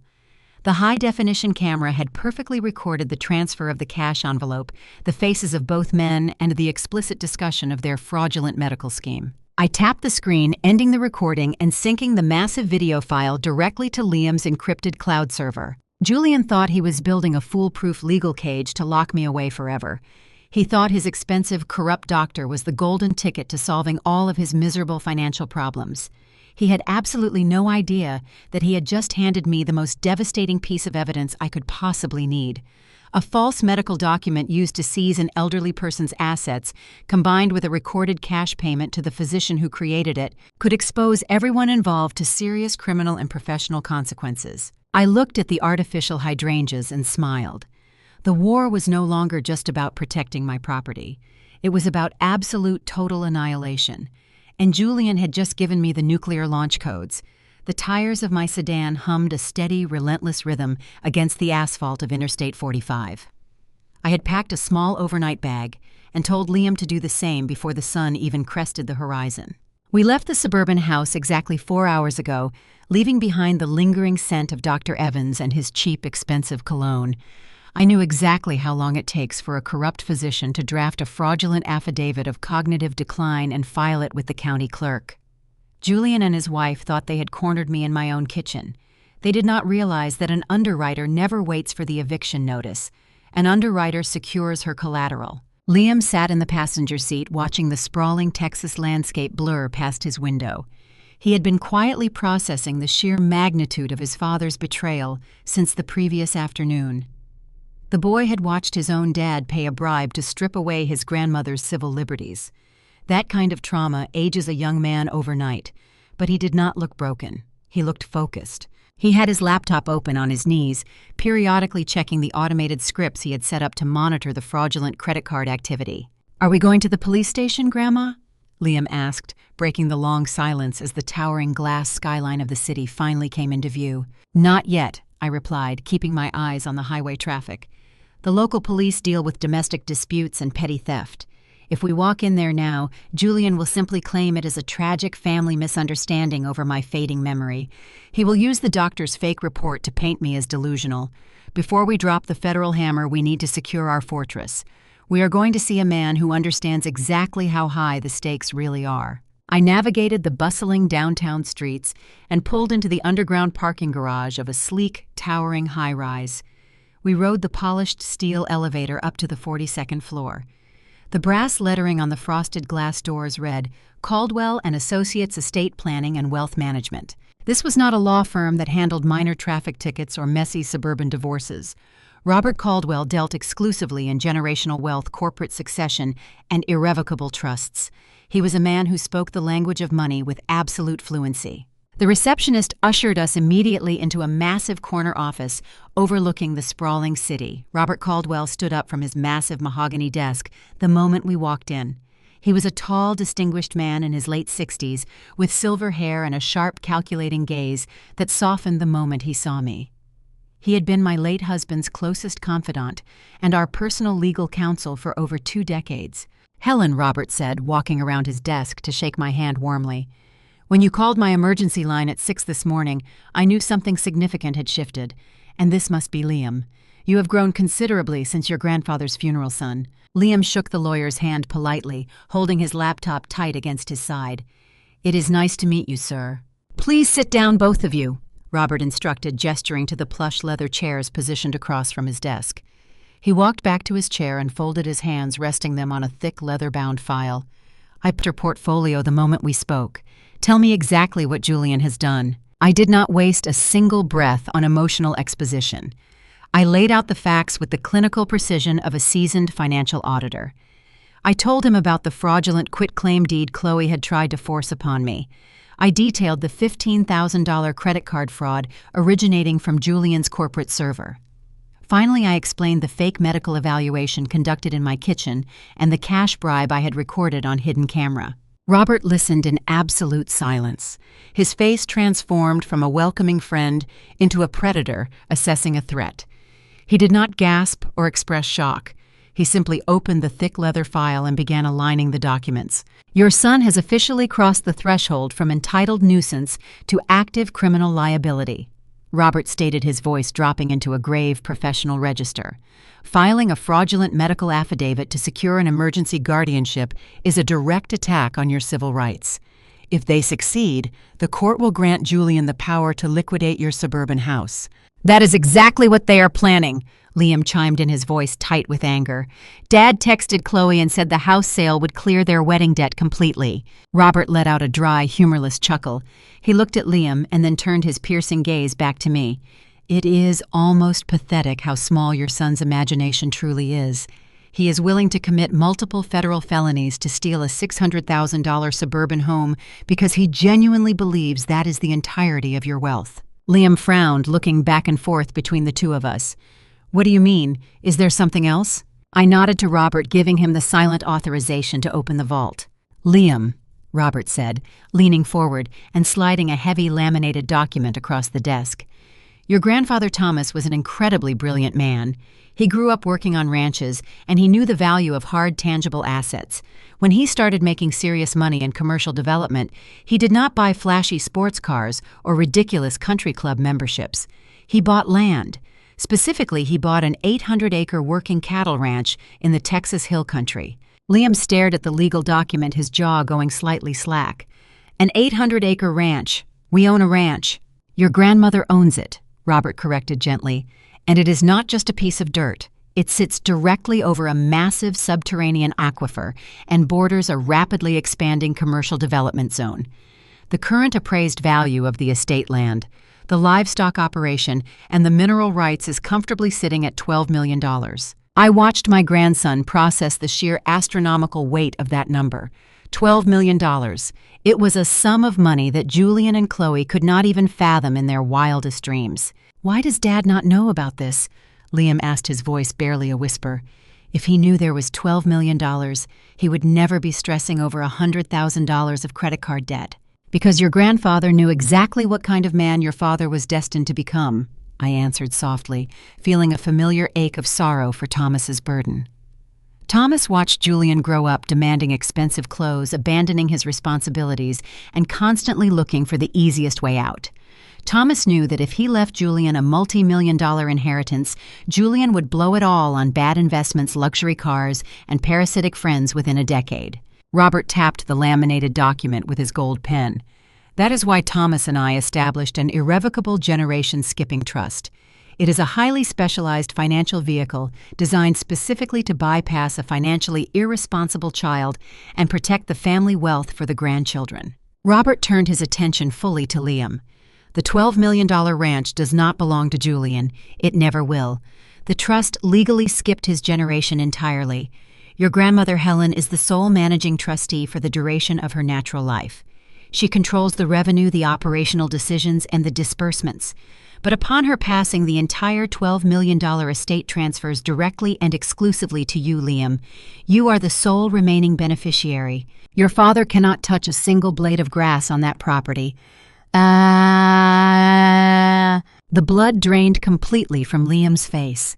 He looked at me, his eyes wide with a mixture of profound gratitude and overwhelming shock. Grandpa left it to me. He trusted me. He saw your character, Liam. I smiled, reaching over to squeeze his hand. He saw that you were quiet, observant, and fundamentally good. He wanted to make sure you had a foundation to build a real life far away from your father's toxic chaos. But there is a secondary mechanism to this trust, Robert interjected, bringing the conversation back to the immediate battlefield. He pulled another folder from the stack. This one was marked with a red tag. Helen, as the sole managing trustee, you possess absolute fiduciary authority over the trust's liquid capital. And that brings us to the most critical piece of leverage we hold against Julian and Chloe today. Robert opened the red folder and slid a copy of a promissory note and a deed of trust toward me. I already knew what the documents contained, but seeing them laid out on the mahogany desk made the reality of my power feel incredibly tangible. 3 years ago, when Julian and Chloe wanted to buy their fancy $1 million mansion in the gated community, they applied for a traditional bank mortgage, Robert explained for Liam's benefit. But Julian's debt-to-income ratio was terrible, and his credit score was circling the drain. No reputable commercial bank would underwrite a $1 million loan for them. So they came crying to Grandma. Liam guessed, his eyes narrowing as the pieces clicked together. Yes, I confirmed, sitting up perfectly straight. Julian begged me for a private loan. He swore he was turning his life around. Because I am a mother, I wanted to give him one last chance to build a stable home. But because I am a commercial underwriter, I absolutely refused to just hand him cash. I executed a private mortgage. The Generation Skipping Trust acted as the bank. The trust issued the loan to purchase their mansion. Robert nodded, tapping the deed of trust. Which means Helen is the legal lien holder on Julian and Chloe's house. The trust essentially owns their property until the loan is fully repaid, and a private mortgage comes with highly specific, legally binding covenants. I structured the contract myself. I told my grandson, my voice carrying the lethal weight of an apex predator circling its prey. The loan requires strict monthly payments. It requires them to maintain proper property insurance. And most importantly, it contains a standard moral turpitude and fraud acceleration clause.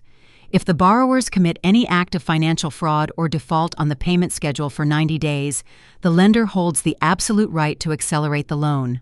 Accelerate the loan? Liam asked, leaning forward. What does that mean? It means I can demand the entire remaining balance of the $1 million mortgage be paid in full immediately, I said. And if they cannot produce $1 million in cash, within 30 days, I possess the unilateral legal authority to initiate foreclosure proceedings and evict them from the property. Robert pulled a ledger from the folder and traced his pen down a column of numbers. According to the trust accounting records, Julian and Chloe have missed their last 3 mortgage payments. They are 90 days delinquent. Furthermore, Julian has just used his corporate computer to commit federal wire fraud, utilizing his mother's Social Security number. The silence in the grand office was electric. Liam stared at the documents, his brilliant analytical mind processing the sheer devastating scale of the weapon sitting on the desk.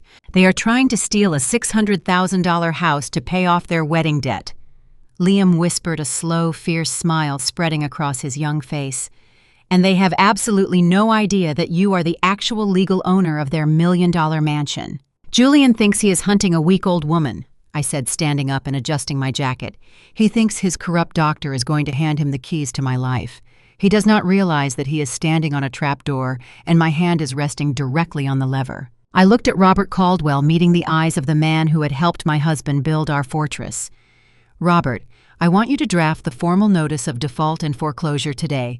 Prepare the legal filings to accelerate the entire private mortgage. I want the paperwork ready to be deployed the moment I give the signal. It will be drafted by noon, Helen, Robert promised, closing the file with a heavy, satisfying thud. And what about the fraudulent medical affidavit Julian is trying to file? Let him file it, I said, turning toward the door with Liam right beside me. Let him perjure himself before a county judge. Let Chloe buy her expensive furniture with my stolen identity.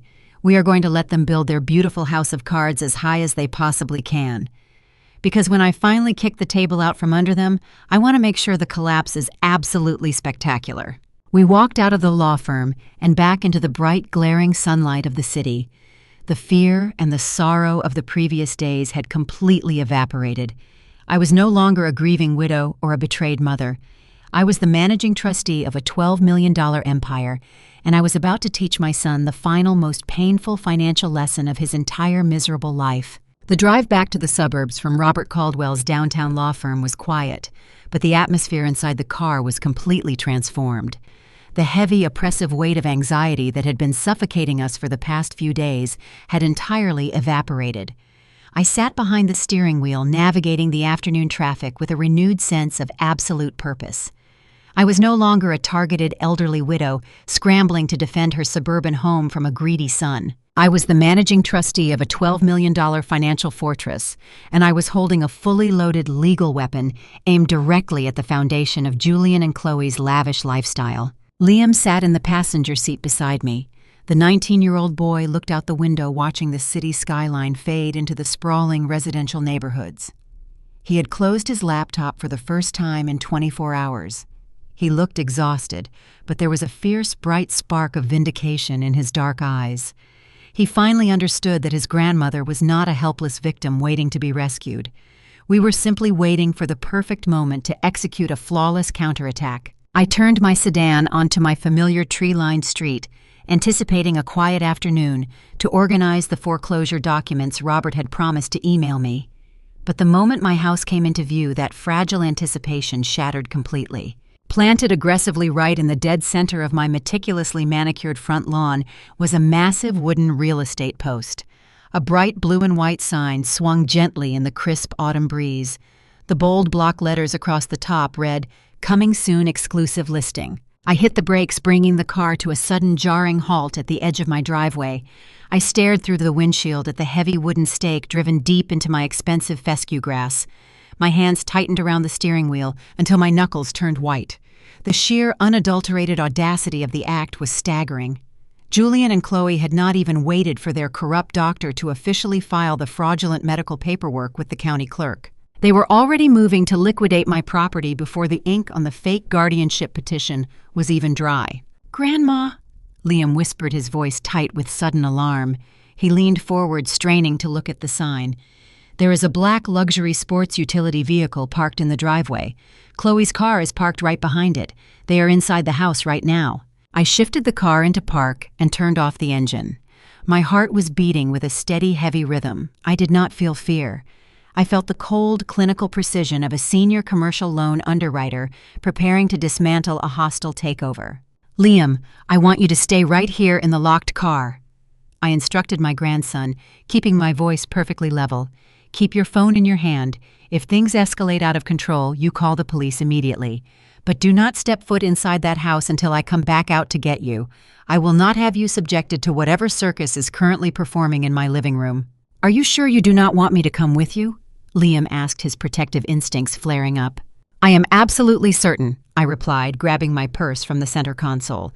"This requires surgical precision, not a shouting match. I will be right back." I stepped out of the car and walked up my paved driveway. I ignored the arrogant real estate sign planted in my yard.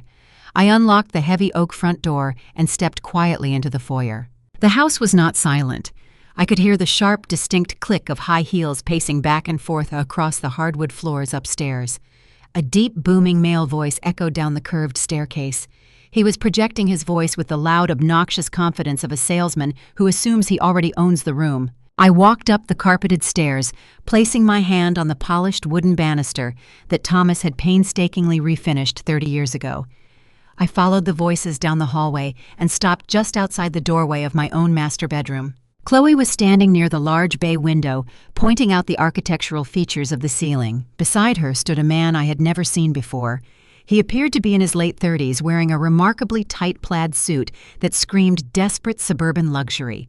He was furiously typing notes into a digital tablet while simultaneously chewing a piece of gum with annoying, aggressive intensity. He held a laser measuring device in his other hand, aiming a bright red dot across my crown molding to calculate the exact square footage of my private sanctuary. I was completely disregarding the fact that this was an occupied, functioning residence. He was treating my bedroom like an empty, abandoned commercial shell, waiting to be flipped for a quick profit. "The bones of the property are surprisingly solid," the man announced, directing his comments entirely to Chloe, as if they were the only two humans on the planet. "We will obviously need to rip out this horribly outdated floral wallpaper. I will probably have my staging team bring in some modern minimalist furniture for the entire first floor just to attract the younger tech buyers. But looking at the recent comparable sales in this specific zip code, I can definitely list this place for $650,000 for a quick cash close." "Ah, that is perfect, Bradley," Chloe beamed, crossing her arms and surveying my bedroom with a greedy, triumphant gleam in her eyes. "Julian wants this property liquidated as fast as humanly possible. We are carrying some heavy short-term debt from the wedding, and we need this capital freed up before the holidays." "Excuse me," I said, projecting my voice clearly and sharply across the room. Chloe spun around. She did not look startled or guilty at my sudden appearance. In fact, she looked incredibly smug. She offered me that same artificial sugary smile she had weaponized during the notary incident. "Hi, Mom," Chloe said, her tone dripping with toxic fake affection. "We were not expecting you back from your morning walk so soon. Julian thought you had wandered off to the park again. This is Bradley. He is a premier luxury real estate broker for the greater metropolitan area. He is just doing a preliminary walkthrough to evaluate the listing price for the estate." Bradley, the broker, finally turned to look at me. He barely offered me a passing glance before his eyes dropped back to his digital tablet. He did not introduce himself. He did not offer to shake my hand. He looked at me with the dismissive irritation of a busy professional who has just been interrupted by a confused elderly nuisance. "Why is there a strange man aiming a laser pointer at my bedroom ceiling?" "Chloe," I asked, keeping my posture absolutely rigid and my voice completely flat. "Julian officially filed the emergency guardianship petition 3 hours ago. Mom," Chloe announced, stepping toward me with a terrifyingly cheerful expression. "Dr. Evans submitted his medical affidavit directly to the probate judge this morning. The court clerk assured our lawyer that the temporary order granting Julian full legal control of your assets will be signed by Friday morning. We are just getting a crucial head start on the property liquidation process. The housing market is incredibly hot right now, and we cannot afford to miss the peak selling window." She was entirely brazen. She was openly admitting to the timeline of their fraudulent scheme right in the middle of my bedroom because she truly believed I was completely powerless to stop it. Chloe lowered her voice into a tone of mock sympathy that physically made my stomach turn. "Julian already secured a premium bed for you at Sunset Meadows. It is a very nice, secure facility for people with your specific memory challenges, Mom. The transport team is coming to pick you up next Tuesday morning. Once you are safely settled into the locked memory care ward, Bradley here will officially put the house on the market. The proceeds from the sale will cover your monthly facility fees and clear Julian's remaining financial obligations. Bye!" She was reciting the exact plan Liam and I had read in the intercepted text messages the night before. They really thought their path to victory was entirely cleared of all legal and moral obstacles.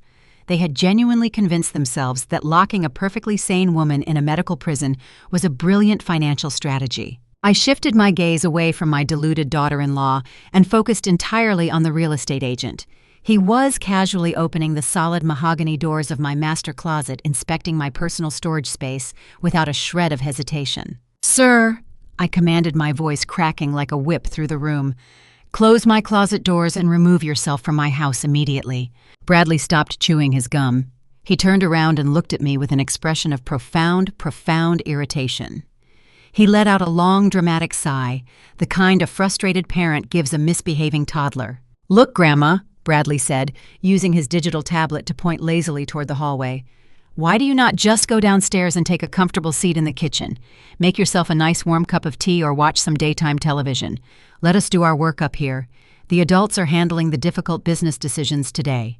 Take a seat, Grandma. Let the adults handle the business." The sheer, unadulterated disrespect radiating from this man was almost comical. He had walked into a house he did not own, appraised belongings that were not his, and ordered the legal homeowner to go hide in the kitchen like an obedient pet. I did not raise my voice. I did not yell. I did not act like a hysterical, confused elderly woman defending her territory. Emotional outbursts are for amateurs.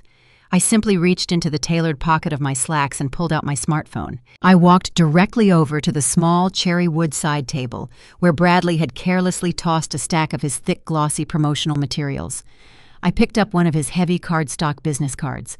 I held the card up in the ambient light streaming through the bay window. I unlocked my phone and used the high-resolution camera to snap a crystal-clear photograph of the business card, deliberately making sure the camera captured Bradley's smug, arrogant face in the background of the frame. Bradley frowned, taking a step away from my closet doors. "What exactly are you doing, lady?" "I am documenting the physical presence of an unlicensed trespasser who is actively participating in a real estate fraud conspiracy," I replied, my voice dropping to a terrifyingly calm clinical register. Chloe rolled her eyes, letting out a loud, harsh groan. "Oh, please, Mom, stop with the pathetic legal threats. Julian has the emergency guardianship petition practically approved by the judge. You are about to lose authority over this property anyway. You are just embarrassing yourself in front of a professional." I ignored my daughter-in-law entirely. I kept my eyes locked onto the broker holding the smartphone steady in my hand. "Bradley," I said, pronouncing his name with chilling clarity. "I spent 35 years working as a senior commercial loan underwriter for the largest corporate bank in this state. I know the state real estate commission regulations intimately.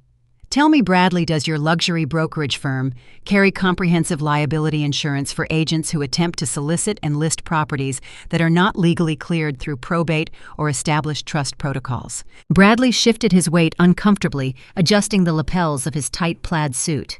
His eyes darted toward Chloe, seeking reassurance.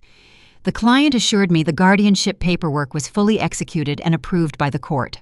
"The client lied to your face," I stated, taking a deliberate, measured step closer to him. "There is no signed court order. There is no legal transfer of the deed. I am the sole exclusive legal owner of this property. You have deliberately bypassed the mandatory legal title verification process to trespass in my private home and appraise my personal assets based entirely on the verbal promise of a woman who does not own a single brick of this foundation." I tapped the screen of my phone, saving the photograph to a secure, encrypted cloud folder. I looked up and met his suddenly fearful eyes. "If you do not remove yourself and your ridiculous wooden sign from my property within the next 60 seconds, Bradley, I will not just file a trespassing charge with the local police department. I will forward this photograph and a formal legal complaint directly to the State Real Estate Commission. I will file a severe ethical grievance against you for the predatory solicitation of an elderly homeowner without verified title clearance. They will suspend your broker license pending a full federal investigation before the end of the week. Is a potential commission check on a suburban house truly worth destroying your entire professional career today?" The blood drained rapidly from Bradley's face, leaving his skin a pale, sickly gray. He was a greedy, opportunistic broker, but he was not a complete idiot. He recognized the tone of a woman who knew exactly how to dismantle his professional life with a few well-placed phone calls. He understood the lethal reality of a commercial underwriter threatening an ethics violation. He looked at Chloe, his expression twisting into a mask of absolute furious betrayal. "You told me the deed was already cleared through the courts," Bradley hissed, shoving his digital tablet violently into his expensive leather messenger bag. "You explicitly told me the son had full legal authority to list the asset today. You said it was a done deal." "He does have the authority," Chloe insisted, her voice pitching high with sudden desperate panic. "I swear the judge is signing it on Friday morning. Julian promised me it is a guaranteed lock. The doctor already submitted the paperwork." "Call me when you actually have the verified legal title in your hand," Bradley snapped, marching past her toward the bedroom door. He did not look at me as he hurried into the hallway. "And do not ever bring me onto an unverified property again, you crazy woman." We listened in total silence as his heavy footsteps pounded down the curved wooden staircase. A few seconds later, the heavy front door opened and slammed shut, echoing through the entire house. Through the large bay window, I watched the luxury broker march angrily across my front lawn, grip the wooden real estate post with both hands, and yank it brutally out of my grasp. He tossed the muddy post into the back of his black luxury vehicle and sped away down the suburban street, leaving tire marks on the asphalt. The master bedroom was suddenly incredibly quiet. Chloe stood near the window, her chest heaving with indignant rage. The grand, brilliant plan to sell my house out from under me and fund her lavish lifestyle had just collapsed in a matter of 90 seconds. She glared at me, her manicured hands clenched tightly at her sides. "You think you are so incredibly smart?" Chloe spat, her voice trembling with barely suppressed fury. "You just delayed the inevitable, Helen. The doctor filed the paperwork today. The court is going to side with Julian because he is your son. By next week, you will be locked in that memory care ward eating pureed food and watching daytime television. And Julian will just hire a different broker to sell this place. You cannot fight a medical evaluation and a judge's order." I walked over to my cherry wood side table and picked up the remaining glossy promotional flyers the broker had left behind. I dropped them casually into the small woven trash can near my dresser, smoothing my slacks as I stood back up. "You are absolutely right, Chloe," I said, offering her a serene, completely unbothered smile. "It is exceptionally difficult to fight a judge's order. You should probably remember that specific legal fact for future reference." I walked to the bedroom door and held it open, gesturing politely for her to leave my sanctuary. "Now kindly exit my house. I have a very busy afternoon ahead of me, and your negative energy is completely ruining the feng shui of my bedroom." Chloe's face flushed a deep mottled crimson at the deliberate, calculated use of her own cruel words against her. She opened her mouth to argue, but the absolute certainty in my posture stopped her dead in her tracks. She realized she had lost the tactical high ground, and she had no weapons left to fight with. She snatched her designer purse from the foot of my bed and marched out of the room, her heels striking the hardwood floors like tiny hammers of defeat. I stood at the top of the stairs and watched her leave, securing the deadbolt the exact moment her car backed out of my driveway. She truly thought she was going to have the last laugh on Friday, when the county judge supposedly signed my life away. She had absolutely no idea that Friday was the exact day I was going to detonate the $12 million financial bomb sitting silently beneath her million-dollar mansion. The real estate tour was over. It was time to prepare the foreclosure. By 12:17 that night, the house had finally gone quiet. The ridiculous for sale sign was lying face down beside the garage where Bradley had abandoned it, and Chloe's last threat still seemed to hang in the air like smoke. Liam and I were in the kitchen with our laptops open, not celebrating the small victory. A predator who loses one root does not suddenly become ethical. He simply searches for another opening. I was reviewing the photographs of Bradley's business card and the time-stamped image of the sign when Liam's phone began vibrating across the granite counter. He looked at the screen and every trace of color left his face. The caller was Julian. Liam reached for the phone but did not answer immediately. He looked at me. I did not tell him what to say. I simply pointed to the small recording application he had already prepared after reading his father's messages. Liam understood. He started the recorder, set the phone on speaker, and answered with a calmness that made me prouder than any grade he had ever brought home. "Hi, Dad." Julian did not bother asking whether his son was safe, whether he had food, or whether the transmission in his car had been repaired. His first sentence was an order. "You need to stop hiding at Grandma's house and start acting like part of this family." Liam's jaw tightened, but his voice remained even. "You threw me out!" Julian gave an irritated sigh as if the detail were beneath him. "Chloe needed the room and you are 19. You are an adult when it is convenient for you, so start behaving like one. Listen carefully. Our lawyer is preparing a supplemental family statement for the guardianship file. If anyone from the court calls you, you are going to tell them your grandmother has been confused for months. You are going to say she leaves appliances on wanders outside at night, forgets what year it is, and becomes aggressive when people try to help her. You will also confirm that she attacked Chloe and the notary during a routine estate planning appointment." The kitchen became so silent, I could hear the refrigerator compressor click off. Liam stared at the red recording timer counting upward on his screen. "None of that is true," he said. Julian's response came instantly. "Truth is not the point. Safety is the point. Your grandmother is getting old and stubborn. Chloe and I are the only people willing to make the hard decisions. Once the house is sold, we can clean up the debt, move Mom somewhere supervised, and get everybody's life back under control." He had just compressed their entire conspiracy into one sentence because he believed his own son could still be frightened into obedience. Liam glanced at me and then asked the question I could see hurting him before the words even left his mouth. "And if I refuse to lie for you?" There was a short pause on the line. Julian's voice changed. The fake fatherly concern vanished, and the corporate manager emerged cold and transactional. Then I stopped paying your tuition. The next installment is due soon, and my name is attached to the payment plan. I make one call, and it is gone. You can explain to the bursar why your account is unpaid. And while I am at it, I will report that old iPad missing and tell the police you stole private financial information from my house. You want to play forensic accountant? Fine. See how impressive that major looks when you cannot afford to stay enrolled. I felt a flash of anger so hot that my fingers curled against the edge of the counter, but Liam never raised his voice.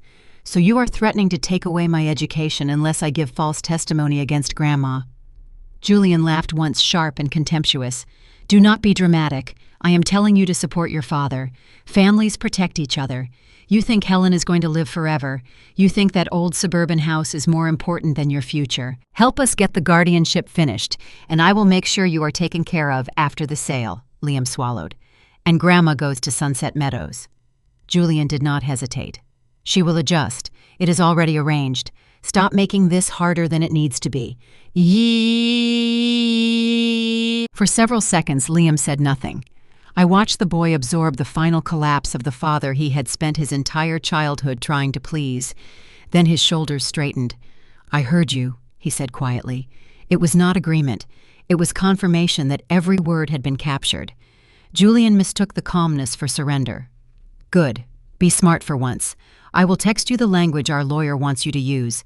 Do not tell your grandmother we spoke. The call ended with a hard electronic click. Liam kept staring at the dark phone screen. His eyes were wet, but he did not let the tears fall.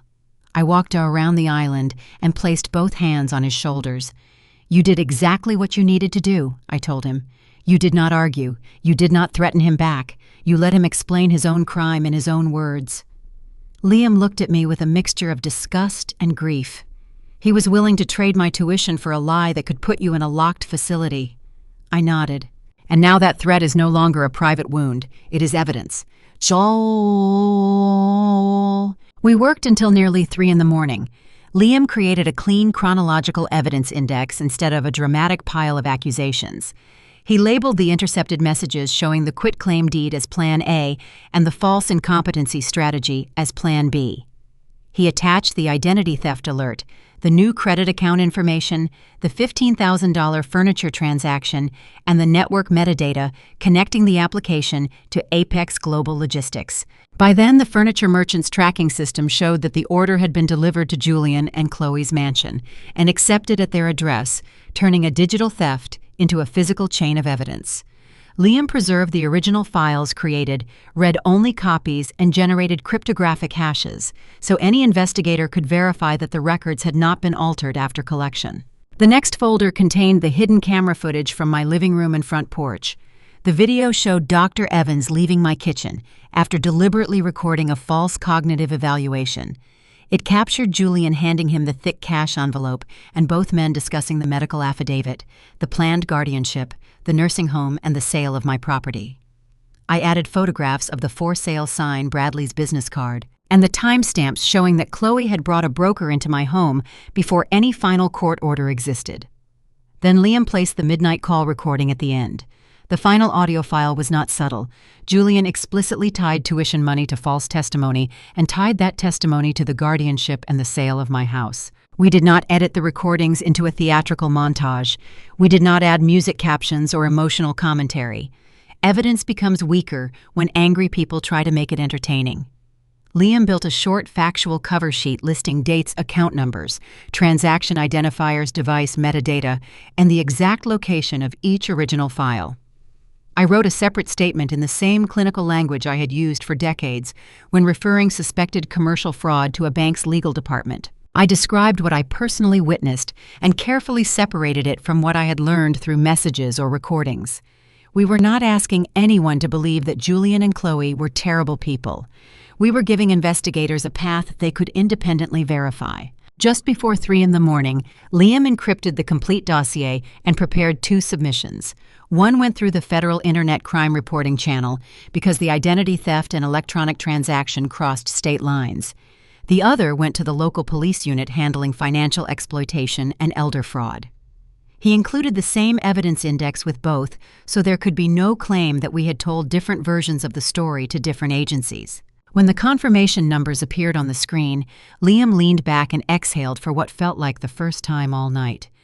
"It is out of our hands now," he said. "Not entirely," I replied. "We still protect ourselves, but they can no longer erase the record by deleting a text message or intimidating a witness." The following morning, a brief call came through from an investigator reviewing the material. He did not promise arrests, dramatic raids, or instant justice. Professionals rarely do.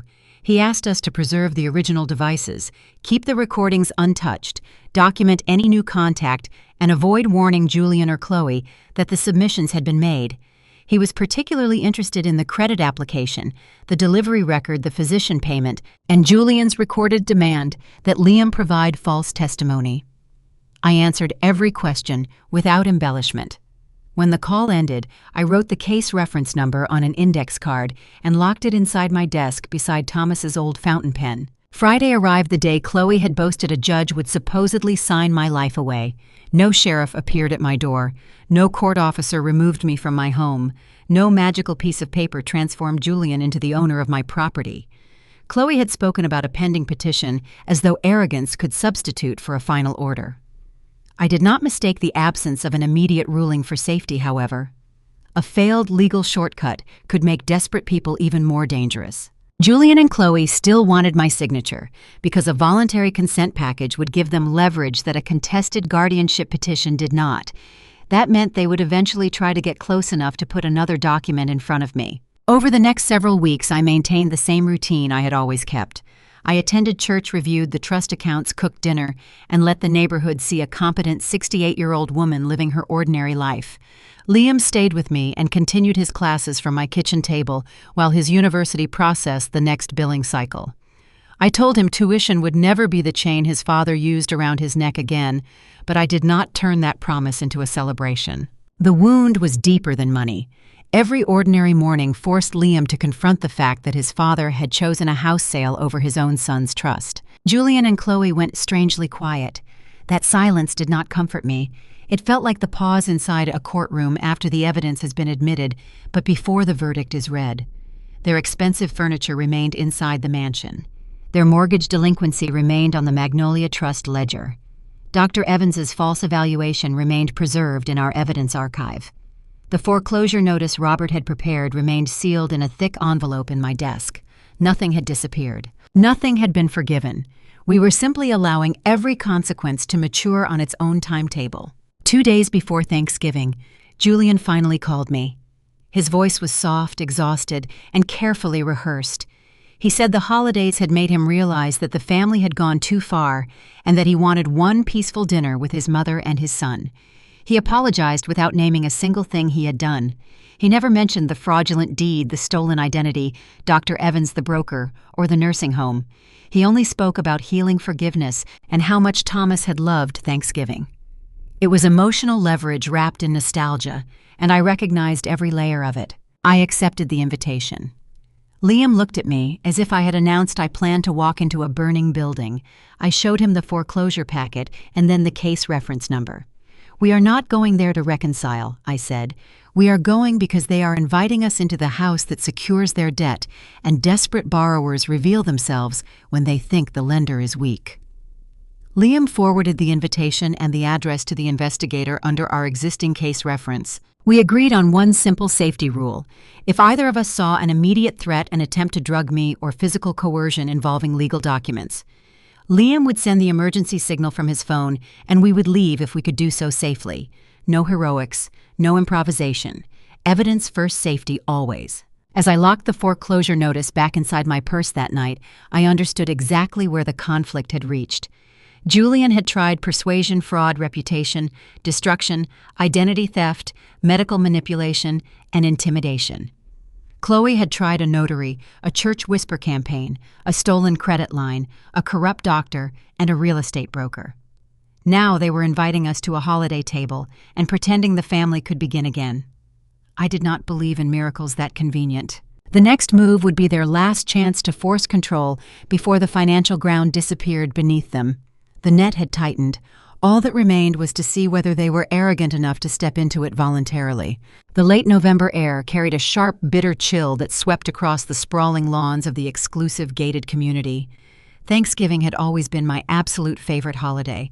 When Thomas was alive, we spent the fourth Thursday of every November in our modest kitchen, roasting a turkey and filling the house with the rich, comforting scents of sage and burning firewood. We built decades of honest, beautiful memories around a simple wooden dining table. But this year, the concept of family gratitude was being weaponized. I sat in the passenger seat of Liam's recently repaired sedan, watching the massive wrought iron security gates of Julian and Chloe's neighborhood slowly swing open. We had been formally invited for a holiday reconciliation dinner. Julian had called me 2 days prior, his voice trembling with manufactured emotion.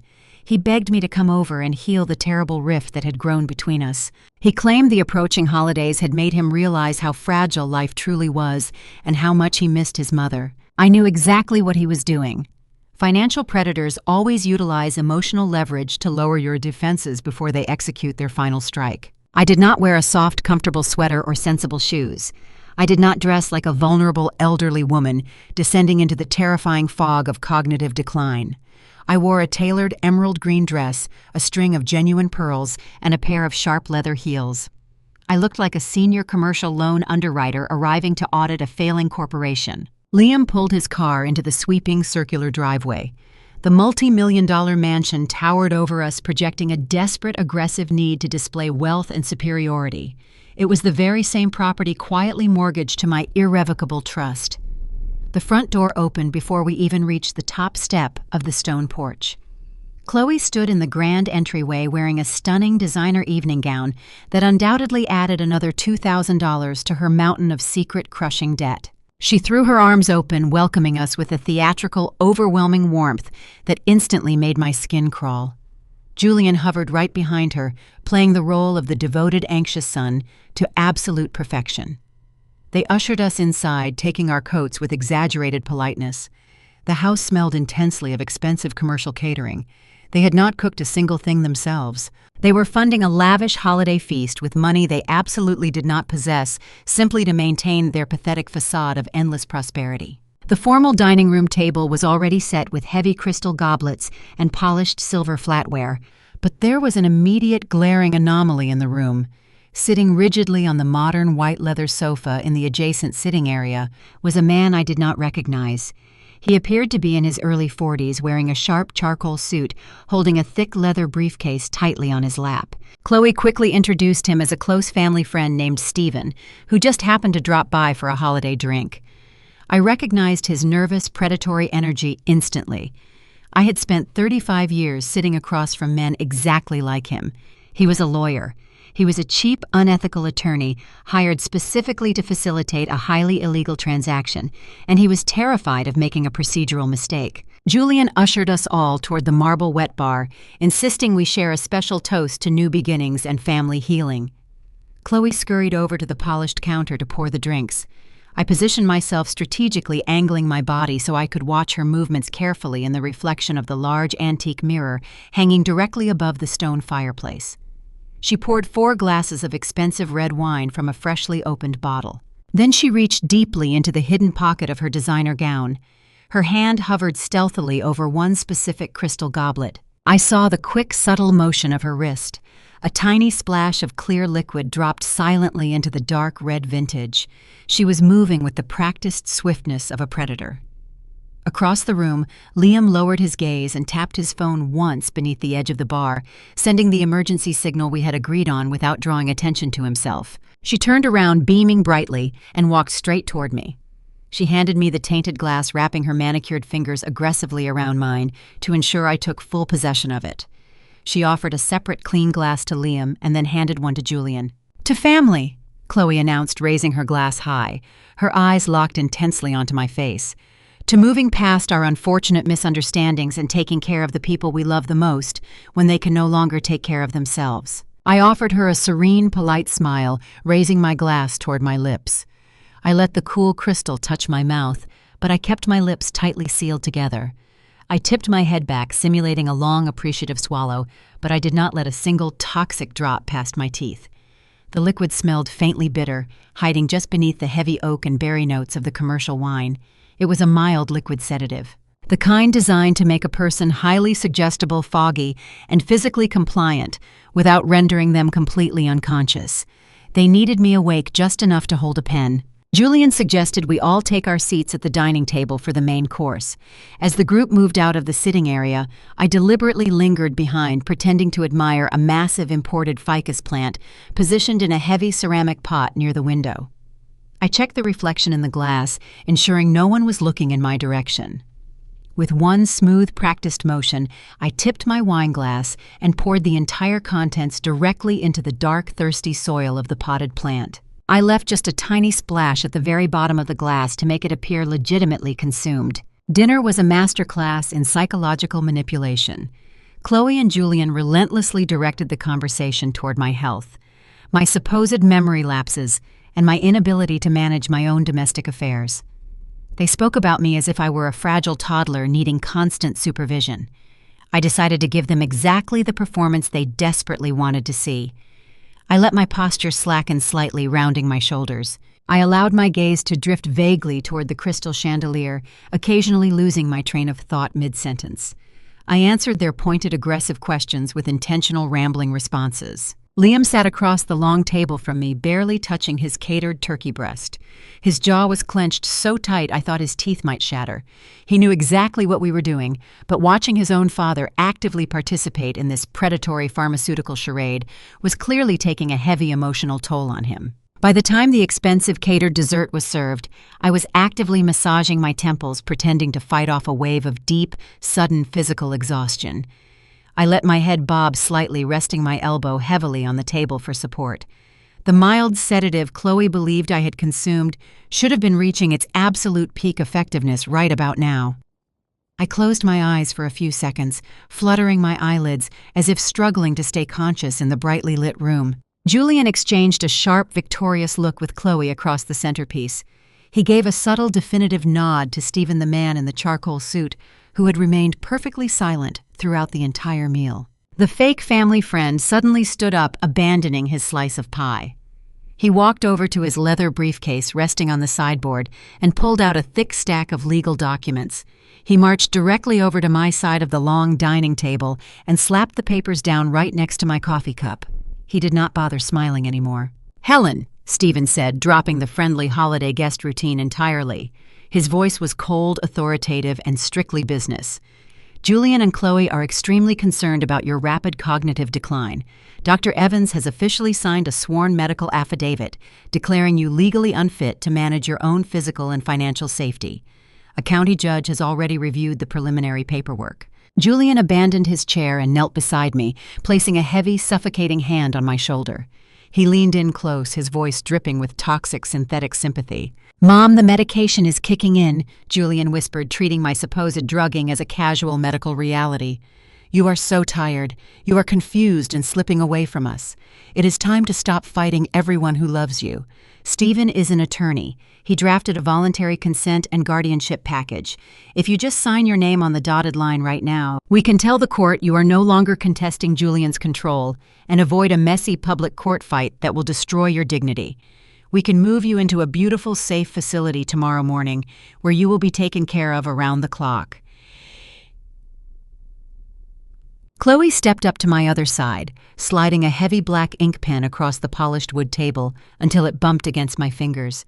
She was practically vibrating with greedy anticipation. "Just sign the paper, Helen," Chloe instructed, her voice sharp and commanding, no longer pretending to be the sweet daughter-in-law. "If your hand is too shaky to hold the pen, we brought an ink pad. You can just press your right thumbprint directly onto the legal seal.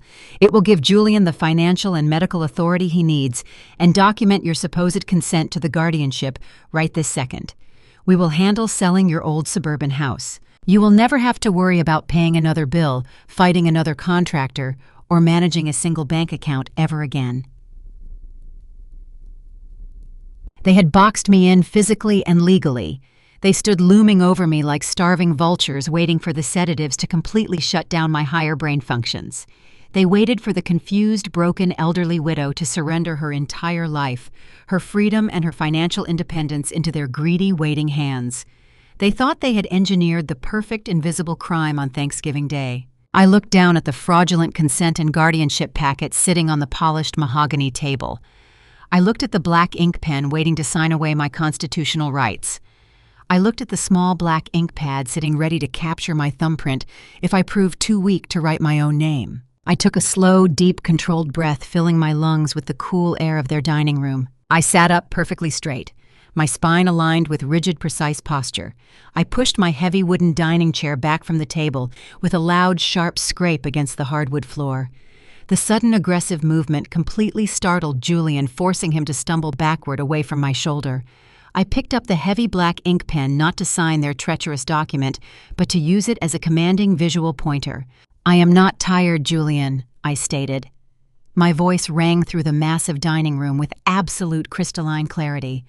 I did not slur a single syllable. "I am not confused, I am not sedated, and I will never sign a single piece of paper presented by a fraudulent attorney sitting in a house that you do not even truly own." I placed the black pen carefully on top of their guardianship packet. Then I reached into my purse, removed the thick sealed envelope Robert Caldwell had prepared, and dropped it onto the mahogany table with enough force to rattle the crystal water glasses. I slid the first page directly toward Julian. Across the top in heavy legal type were the words "Notice of Default and Foreclosure." Julian stared at the page without understanding it. Chloe understood even less. "What is this supposed to be?" she demanded. I opened the packet and turned to the payment ledger. 3 missed mortgage payments, I said. 90 consecutive days in default. You were so busy trying to steal my $600,000 house that you stopped paying for the $1 million house you already live in. Julian's face tightened. "Our mortgage is private. That has nothing to do with you." I almost smiled. "That is the first accurate thing you have said tonight. It is private. It is not held by a commercial bank. 3 years ago, when conventional lenders rejected your application because your debt load was already too high, you came to me. You begged me to arrange financing. I did through the Magnolia Trust. The name landed harder than I expected." Julian blinked. Chloe looked at him sharply. I tapped the deed of trust beneath the notice. "The Magnolia Trust is the secured lender on this property. I am its managing trustee. The loan agreement requires timely payments and contains an acceleration provision for default and financial fraud. You missed 3 payments. Then you used my Social Security number to open a credit account and pushed a fraudulent electronic purchase through your corporate network. The payment default alone is enough to begin the contractual remedies. The fraud eliminates any reason I might have had to offer you another private workout." I turned one page. "This notice accelerates the debt and begins the foreclosure process under the loan documents. It does not magically transfer title across this dinner table. It does something much worse for you. It starts a process you cannot stop with tears, family pressure, or a fake medical report." Chloe's confidence finally cracked. "You cannot foreclose on us. Julian owns this house." Stephen had already snatched the packet from her side of the table. His eyes moved rapidly across the first page, then the promissory note, then the recorded lien. When he reached the trust language, his entire posture changed. "Irrevocable generation skipping trust," he read under his breath. He looked at Julian. "You told me this property was financed through a normal private family note. You did not tell me the lender was a formal trust with recorded security documents and outside counsel." Julian opened his mouth, but Stephen raised one hand. "Do not answer that." I leaned back in my chair. "You should also read the section identifying the trustee." Stephen did. His eyes moved to me. The cheap certainty he had carried into the dining room disappeared. He closed the guardianship folder he had brought and began placing his papers back into his briefcase. Chloe grabbed his sleeve. "Where are you going?" Stephen pulled free. "I am not witnessing any signature tonight. I am not putting my name on a consent obtained from a woman you just admitted medicating. Especially after being handed a recorded lien and a foreclosure notice from counsel I recognize." He snapped one latch shut, then the other. He had arrived as their legal muscle.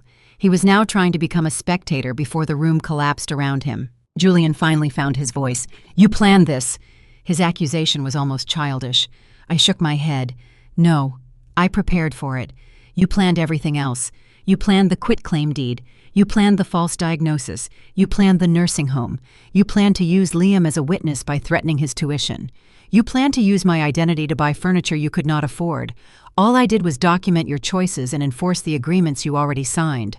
I pushed the foreclosure packet another inch toward him. You wanted control of my assets. You never bothered to ask who controlled the debt under your own roof. For the first time that evening, Chloe looked genuinely frightened. Her eyes moved around the dining room, across the imported furniture, the chandelier, the marble bar, and the expensive decorations she had treated as proof of permanent status. Every polished surface around her was suddenly collateral. Julian looked at the notice again, then at me. The arrogance in his face twisted into raw panic. The absolute silence in the room lasted only a second, but it felt much longer. His eyes fixed on the foreclosure documents, as if destroying the paper could somehow erase the missed payments, the lien, the trust, and every criminal decision that had brought us to this table. Julian realized in that singular, agonizing moment that the elaborate legal trap he had spent weeks engineering had just been reversed and locked firmly around his own neck. He did not possess the emotional maturity to accept defeat gracefully. Instead, he resorted to the most basic primal instinct of a cornered coward. He let out a guttural, furious roar and lunged across the expensive holiday centerpiece.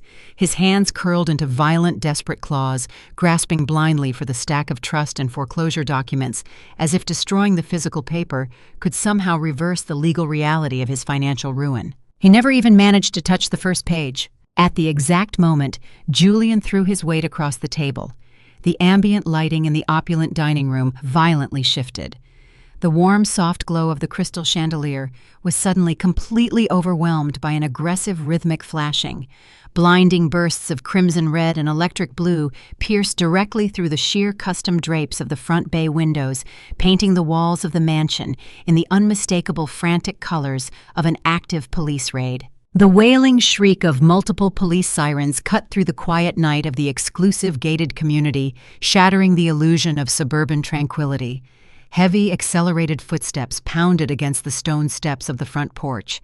A massive authoritative fist hammered against the heavy oak front door, vibrating the hinges. Julian froze his torso, suspended awkwardly across the dining table, his arms outstretched over a platter of untouched roasted vegetables. Liam did not flinch.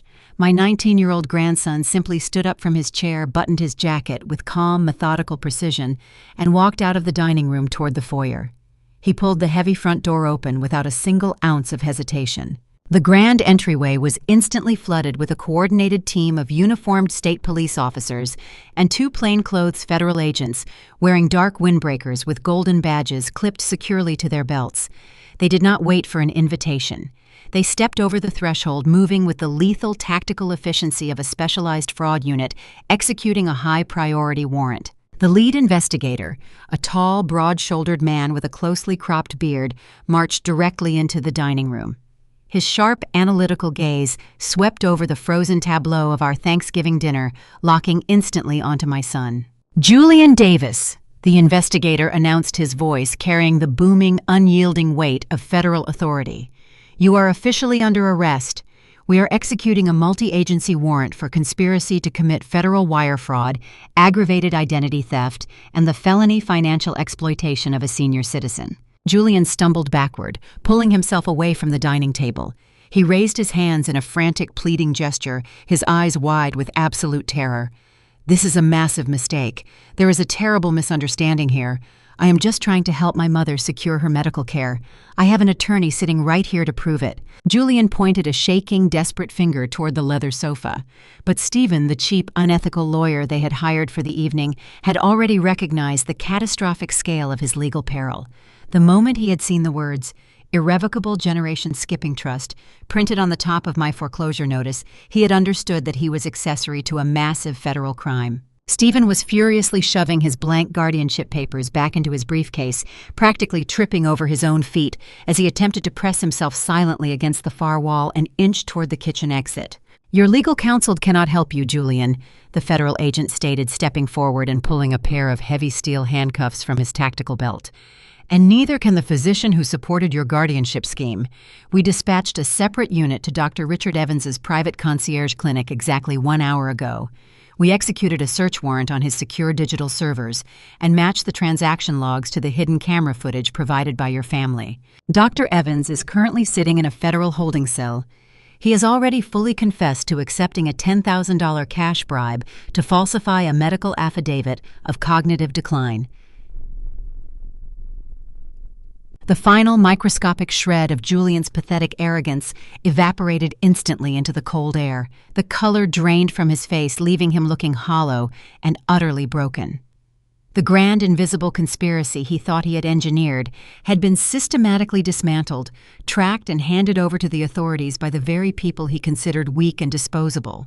Two uniformed officers stepped forward, grabbing Julian by the arms and spinning him aggressively around. The harsh metallic click of the handcuffs ratcheting shut around his wrists echoed sharply against the high vaulted ceilings of the mansion. It was at that exact moment that Chloe's fragile, glamorous facade completely shattered. The woman who had spent months parading around her country club, who had gleefully poured a chemical sedative into my wine glass, and who had actively planned to lock me inside a memory care facility, suddenly realized she was going to lose her freedom and her luxury lifestyle in the same night.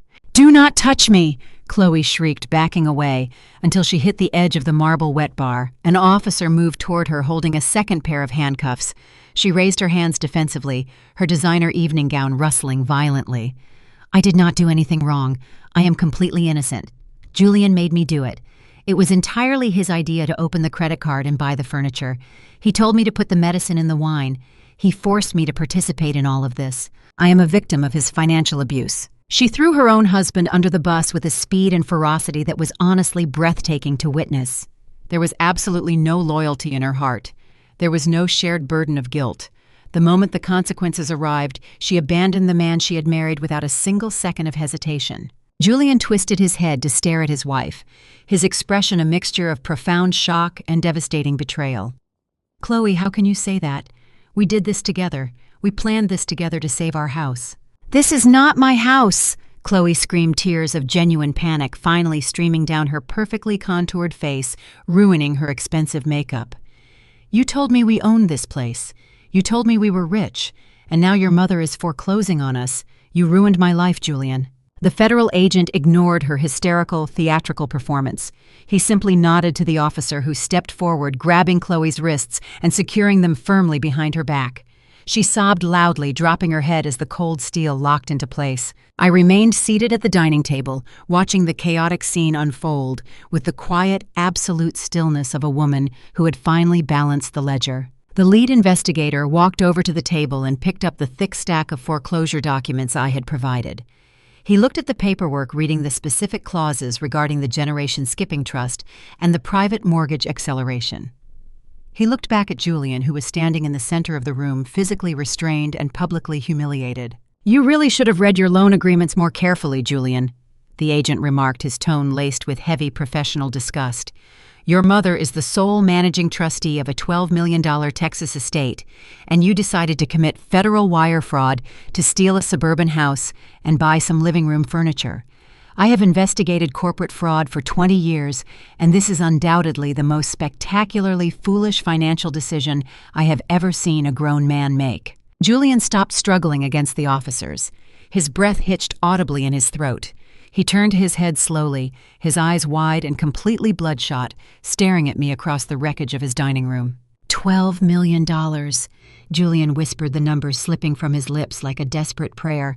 A $12 million estate.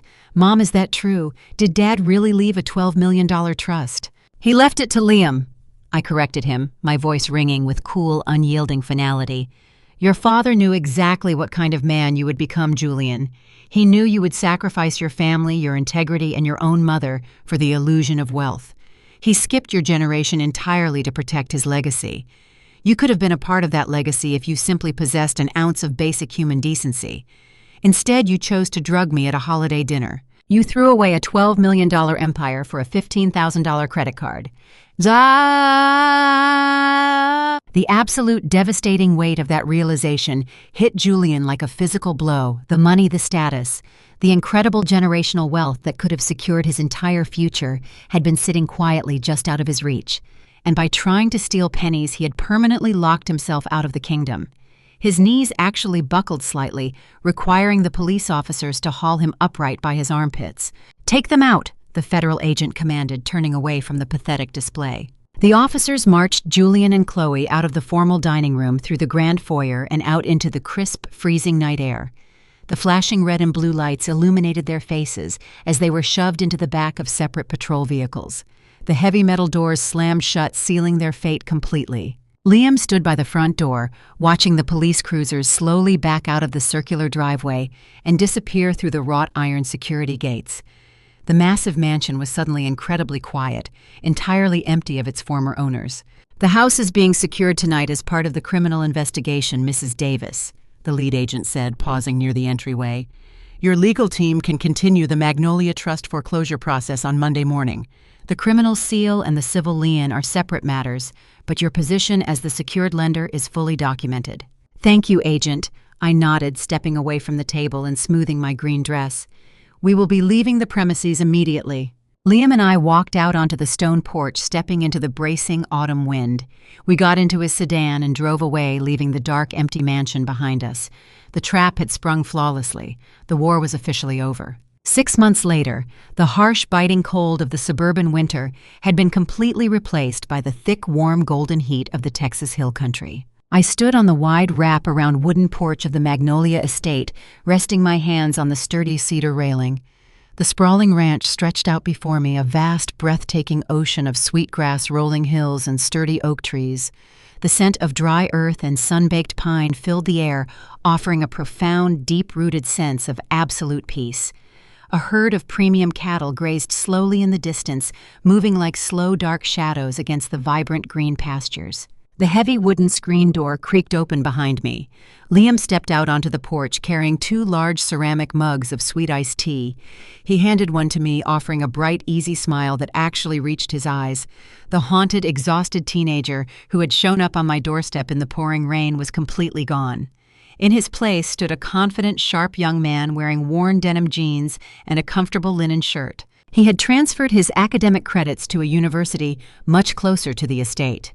When he was not attending his forensic accounting classes, he was sitting in the ranch office managing the complex operational ledgers, optimizing the agricultural supply chains, and preparing himself to eventually take over the massive financial empire his grandfather had built for him.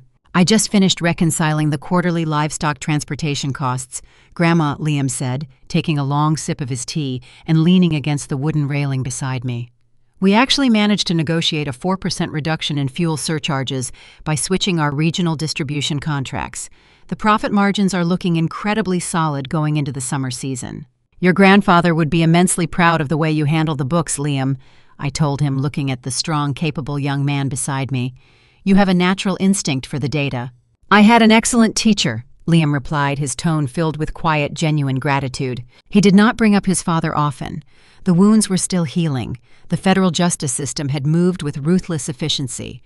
Julian had accepted a comprehensive plea deal to avoid a lengthy, drawn-out public trial. He was currently serving a 7-year sentence in a federal correctional facility for wire fraud and conspiracy to exploit the elderly. Chloe had attempted to negotiate a separate immunity deal by testifying against him, but the federal prosecutors had absolutely zero interest in offering leniency to the woman who had physically spiked my wine glass with veterinary sedatives. She was serving 5 years in a separate women's facility. Their $1 million mansion had been fully foreclosed, liquidated by the trust, and the profits reabsorbed into the Magnolia Estate's expanding capital reserves. They had lost everything because they simply could not stop reaching for things they had never earned. I turned my face toward the horizon, watching the brilliant, vibrant Texas sunset begin to paint the massive sky in bold strokes of burnt orange, deep violet, and shimmering gold. The warmth of the fading sun settled pleasantly across my shoulders. I took a slow, appreciative sip of my sweet tea, letting the quiet, steady rhythm of the ranch wash over me. People say blood is the most important thing, but I learned that loyalty is worth its weight in gold. If you were me, would you have left that treacherous son even a single penny to hire a lawyer? Let me know your opinion.